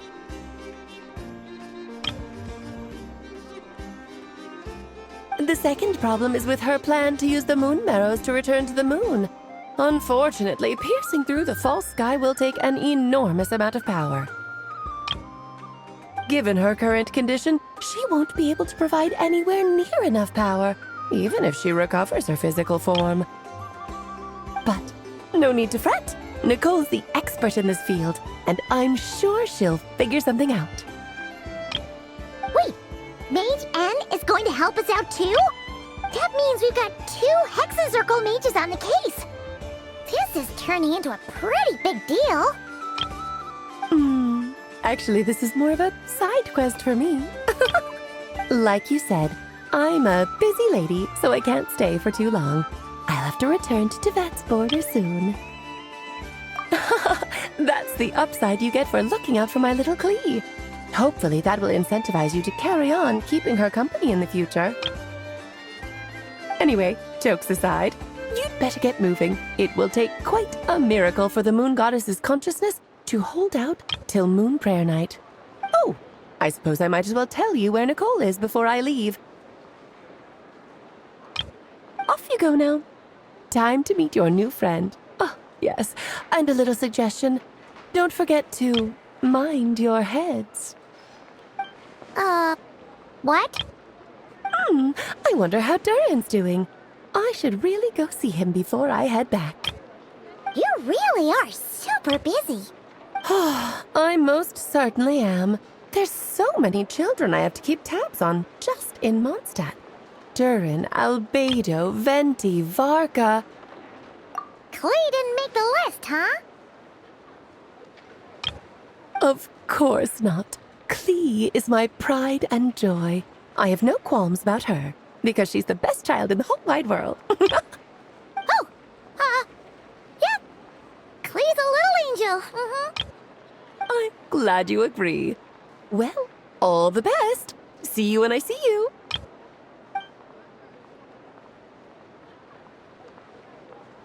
She left in a hurry. Yeah. She didn't pack up her stall. Should we handle it for her? I must say, I'm now very curious about her daughter. Klee, wasn't it? What's she like? That's a long story. Come on, we'll fill you in as we go.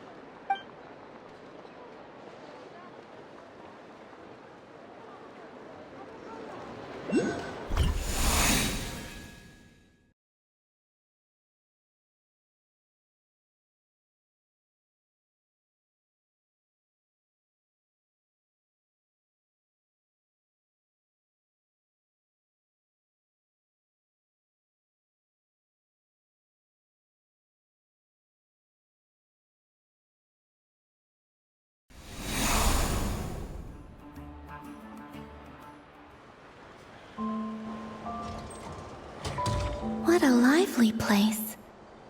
I've never experienced Nasha Town like this before. Hey, you old geezer! Your hammer's rusted through! Who are you calling old geezer? Are they quarreling? I'm looking right at him! You've really gone downhill since giving your daughter free rein in the workshop. Can you even swing a hammer anymore? It shouldn't take you days just to fix a single chair! You might as well use that hammer to massage my back for all the good it's doing. Don't run your mouth, or you'll get a back massage that'll put you in bed for the rest of your life. Look, the materials haven't arrived yet, all right? You know how busy it gets in the days before Moon Prayer Night. I'll bet you send all the materials to your little princess. Blood's always thicker than water, huh? All right, you've made your point, Uncle Koski. As soon as the materials arrive, fixing your chair will be the #1 priority. And Dad, if you've got time to chat, why don't you lend me a hand, See? Lolka knows what the score is. I guess they're friends. But the way they spoke to each other was so ugly. Then again, it wouldn't be the first time I've seen something like this. Columbina! Sing outside my door in the middle of the night one more time, and I'll unscrew your vocal cords. You hear me? Oh, Zandrone. So that was her way of trying to be friends with me. What a pity. I won't get the chance to say any ugly things in reply.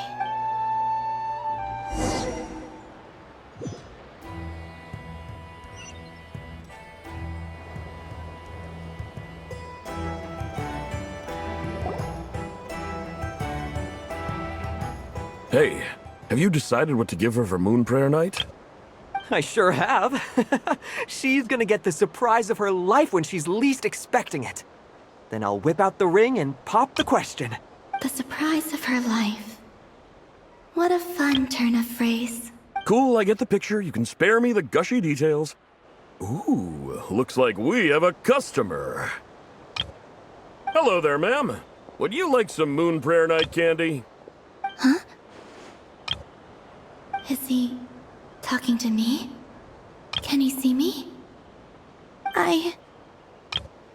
Here you go. Oh.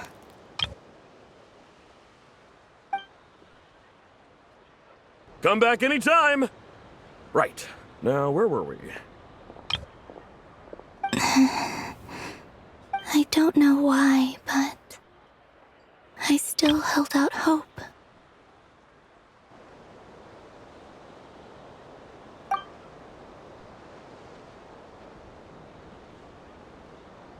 The most important thing right now is to find that mage. This name thing seems super important too, but where do we even start looking? I'd better go pay the Fatui a visit.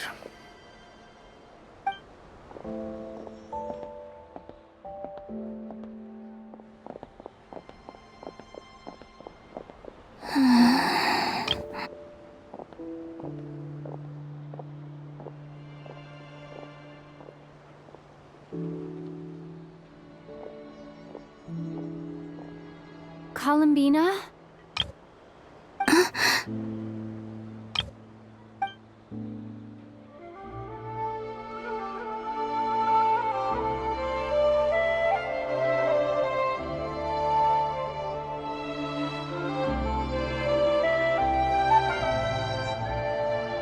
Traveler? Let's go! This is no time to be spacing out!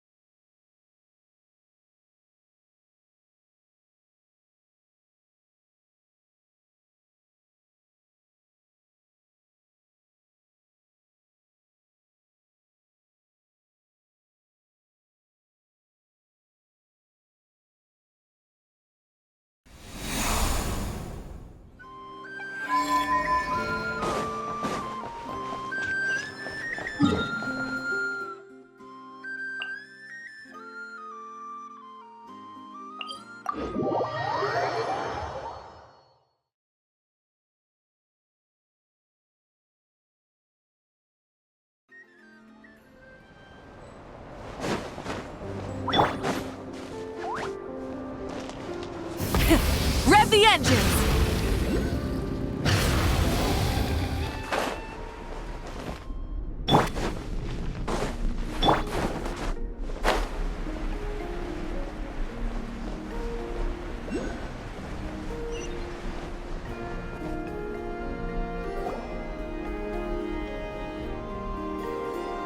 Where are they going? They mentioned a mage and... a name? So, Mr. Varka, are you acquainted with this Nicole? Or should I call her Mage N? Not really. We've never met, though she has come up in conversation. From what I've gathered, Alice kinda took Nicole under her wing. Taught her how to speak in a more ladylike fashion, that kind of thing.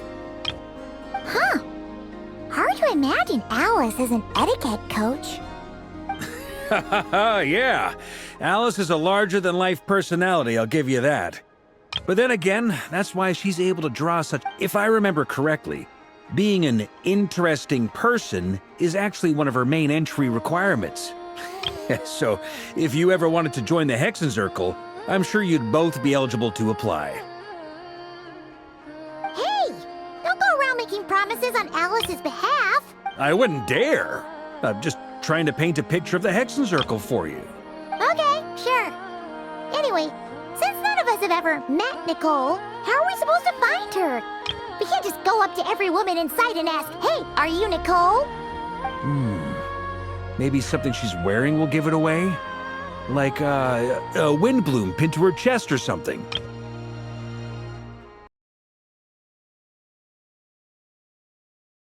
Wait a minute.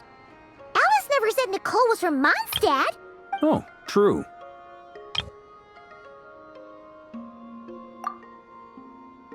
That would be...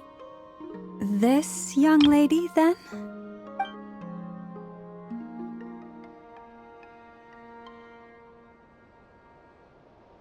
Hey there! Sorry to disturb you, but... are you Miss Nicole? Varka, Knight of Boreas of the Knights of Favonius. Alice might have mentioned me before. Mm-mm. Have we got the wrong person? Sorry. Well, this is awkward. When I shook my head, I meant, no, Alice hasn't mentioned you before. Huh? Where is this voice coming from? My apologies. For certain reasons, I am unable to speak. This is the only way I can communicate with you. It might take some getting used to, but I hope you can understand. Hey, it's fine. I'm more shocked by the fact that Alice never speaks about me. As for you two, we have crossed paths twice before, but it is nonetheless a pleasure to finally meet you. It's really you! Thanks for all your guidance in the past! You're quite welcome. This time, things are different. We have reached the unwritten pages of the story. You might say that we stand at the crossroads of fate. Now then, allow me to formally introduce myself. My name is...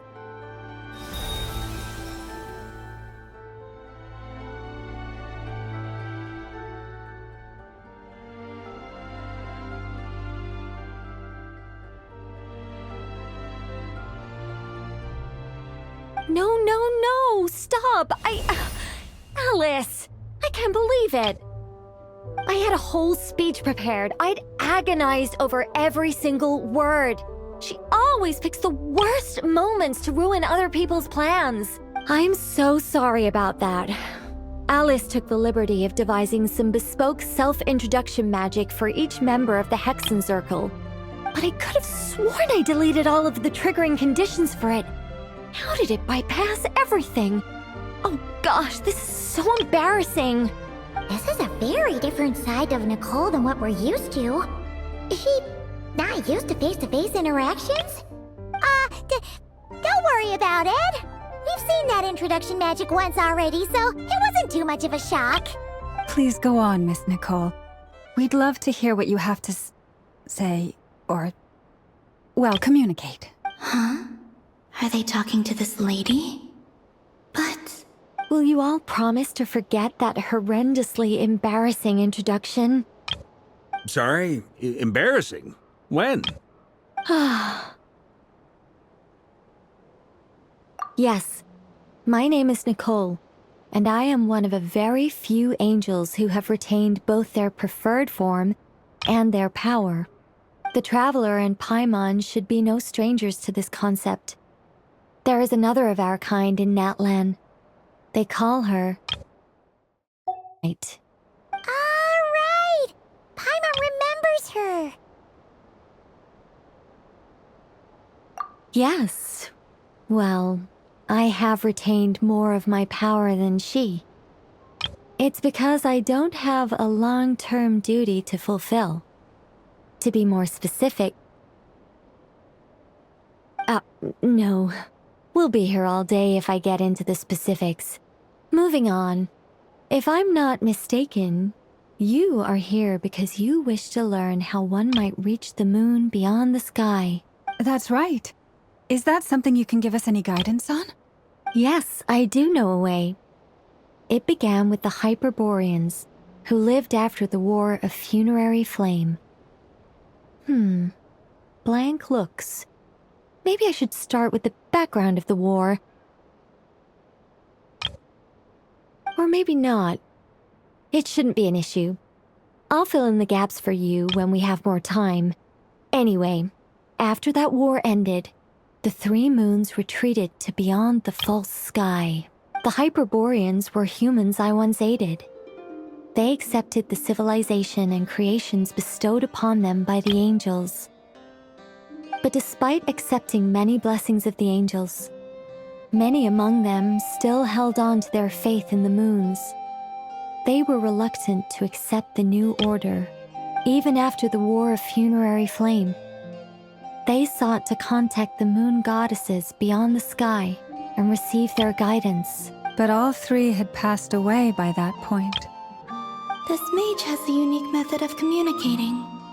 Is she talking about the moons? Yes. But they did not know. And so, still they prayed for the moon goddess's mercy. After building titanic structures that consumed vast amounts of Kuvaki, at last they glimpsed the moons and heard their voices. But of course, they were gravely disappointed, for it was then that they realized the 3 moon goddesses were dead. Oh, that's such a sad story. It is. Humanity was in a very sorry state at that time. The angels who had once aided them were gone, and the war of funerary flames had left them homeless and destitute. Just a second, I gotta ask. How relevant is all this history to the task at hand? Well, I mean, it's... Okay, it seems we've drifted into irrelevant narrative waters. It's been a while since I've had the chance to speak inside someone's head. As soon as I got started, I lost control and the words just flowed out like a waterfall. What I'm trying to say is... Right, yes, that's it. The relevant part is the ritual created by the Hyperboreans.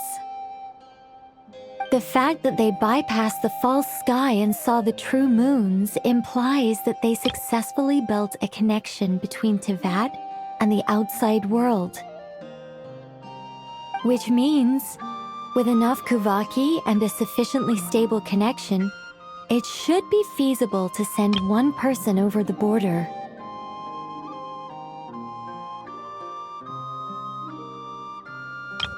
Okay, so they built some kind of portal?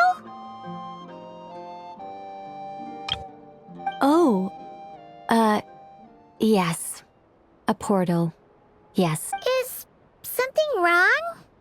You sound disappointed. I just didn't expect you to summarize it so well. It turns out I could have said all that in one word, if only I'd managed to think of it. No, please, it's fine. This is invaluable knowledge. I'll be sure to record and preserve everything in writing. Oh, really? Well, in that case, I suppose I could backtrack and add some more detail. I did gloss over a few things so far. Whoa, whoa, whoa, time out. Let's summarize what we've got first.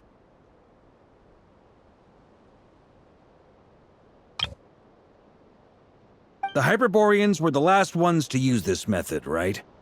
So we somehow need to find whatever structure they built and make sure there's enough Kuvaki to power it up.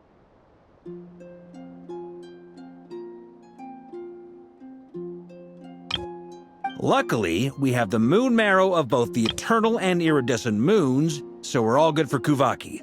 Which means the key issue we need to focus on is finding the place. Am I right so far? Yes. Although I expect the structure is long gone by now. That said, what if we could take advantage of the phantoms to travel back to a time when it still existed? Well, travel back isn't quite accurate. It's more like we'd be creating a handshake between 2 points in space-time. We wouldn't even have to pick a time when it still existed. It could just be a time when it still appeared in phantom form via projection, or we could project our own phantoms, fold them together, and...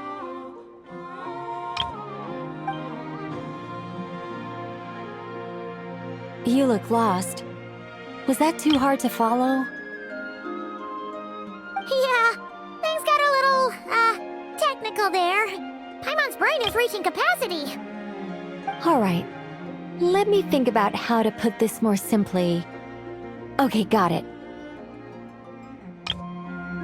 Over the next few days, I'll search for phantoms that we can use. Once I find one that meets the criteria, I'll let you know and we'll regroup. By completing certain rituals, specific individuals will be able to enter the phantom and make it to the Hyperborean structure.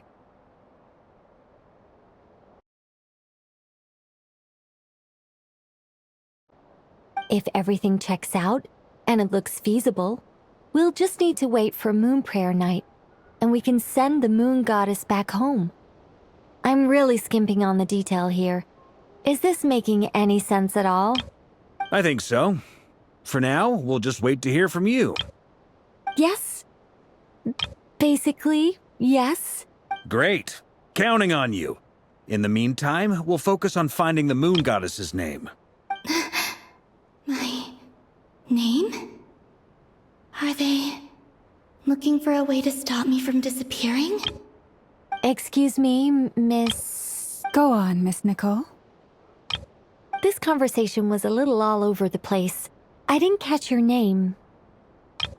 I am Lauma, of the Frost Moon Scions. Ah, I did wonder. I noticed that you listened very intently when I spoke about Moon's history.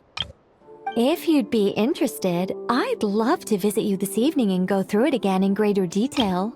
Also, if you were serious about making a record, it would be too risky to simply write down the raw details as is. I would suggest some tweaks. Maybe rewrite the stories as fairy tales or fables, perhaps even prayers. Anyway, we can cross that bridge when we come to it. So, see you later then? Oh, and no need to prepare anything. Just a cup of tea will do. See ya! She seems friendly. It's just... It's so nice to find someone who's actually willing to listen. I've been dying for a chance to finally go through all this systematically from start to finish. Any longer and I'd probably start forgetting it. Now Paimon gets why Alice told us to mind our heads. Ha ha ha ha! What did I tell you? A lot of quirky people in Alice's orbit. Now then, the next order of business is, where do we start looking for the moon goddess's name? Maybe the rest of what Nicole has to say might give us some clues. Once I've heard her out, I'll summarize the salient points and share them with you all. I'm also inclined to review our other documents. Yes, our faith was first established by our Hyperborean ancestors, but many of the more factually accurate records are from after Kuthar's birth. Sounds like we're gonna follow Kalabina's journey through Devat, huh? In that case, we'll start by heading to the Frost Moon Enclave. Sounds like a plan. Take this with you. I'll see about getting in touch with the Fatui. It'll probably just be Arlecchino and Sandroni again. They're the only ones who would want to help. Thank you, Mr. Varka. Ha ha ha ha ha! Don't mention it. Honestly, I'm more comfortable dealing with the Fatui than prying into the details of a young lady's childhood. Catch you later. I should follow them, just in case there's some way that I can help.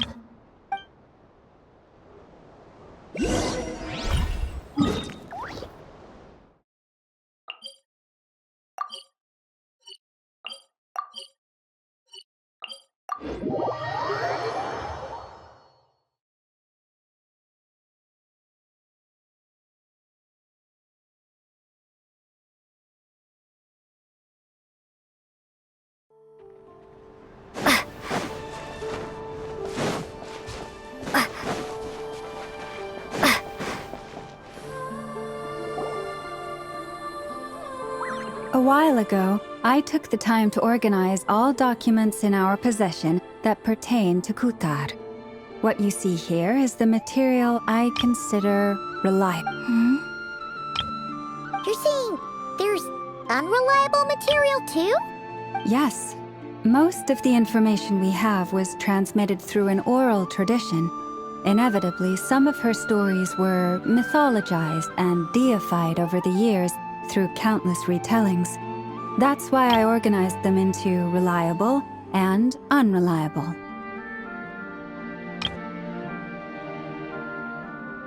There's no sense seeking answers in history unless we can ensure the veracity of the historical record. Makes sense. All right, let's take a look through.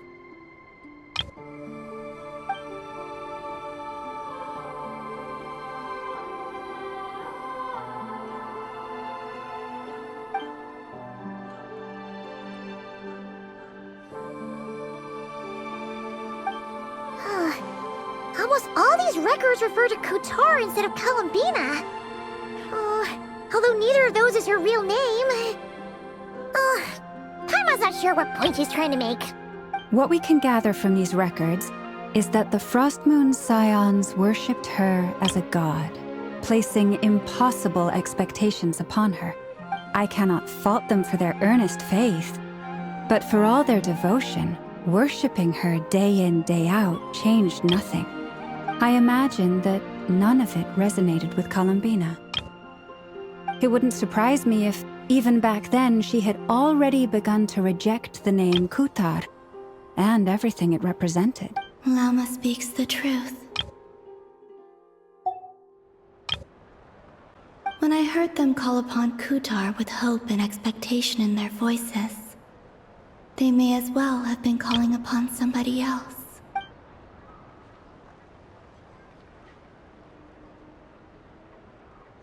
Well, that's a bit complicated. I looked at the level of detail, perceived authenticity, prose style, and how realistic their portrayal of Kutar seemed to be. Amongst the Frost Moon Scions of today, only I know of her existence, and I alone have spoken to her face to face.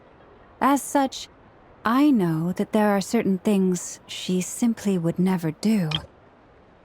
That being said, I have sensed some changes in her lately. Changes? Me?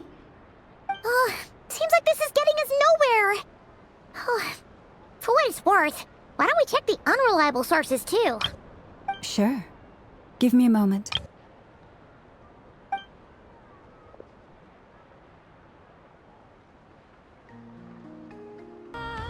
Exerting but a fraction of her divine might, Kutar sheared a great mass from the snow-capped mountain and cast it into the sea, upon whose surface shone the mirror image of the moon. Thus was formed the island of Hisi. Yeah, right. That doesn't even begin to pass the sniff test. The 3 moons are naught but lies through and through.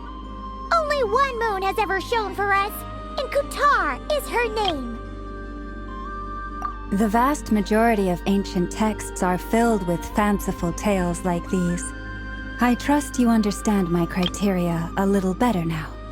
Kutar did not speak, merely gazing into the distance in silence. And where her gaze landed, this was her prophecy. Clearly, whoever wrote this text never even met Kutar. Otherwise, they'd know that her eyes are always closed. What about you, Traveler? What are you reading? Come on, let Paimon see. The child wished to build a wooden nest with which to shield a fledgling bird from the cold. But being so young and lacking in strength, the child could not snap the branches from the trees. Kutar was passing by. Upon seeing the child, she summoned forth the Kuhenki, who built a beautiful nest for the child. I remember that. Not knowing the meaning of Kutar's divine intervention, the child dared not to respond, and thus ran home to call their parents. But Kutar was gone. The Moon Chanter declared the event a miracle and took the nest as a relic, placing it on high for all to see. The child was named as one favored by the goddess, and yet no further miracles were bestowed, and this matter was forgotten in but a few years. Any thoughts after reading that? Yeah, Columbina probably just wanted to join the kid in making nests. Ah. I'd originally considered this a fabrication, because Kutar did not perform any similar actions in subsequent records. But now that I think about it, it does seem like something Columbina would do. It's just that... She didn't know how other people would interpret her actions. She was probably worried about making things difficult for people. And so, she gradually stopped joining in. Yes. Oh, that's so sad.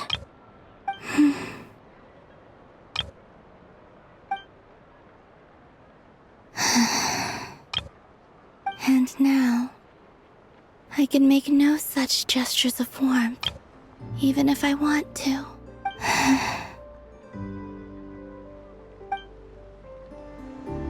Still no name. That's a bit of a shame. But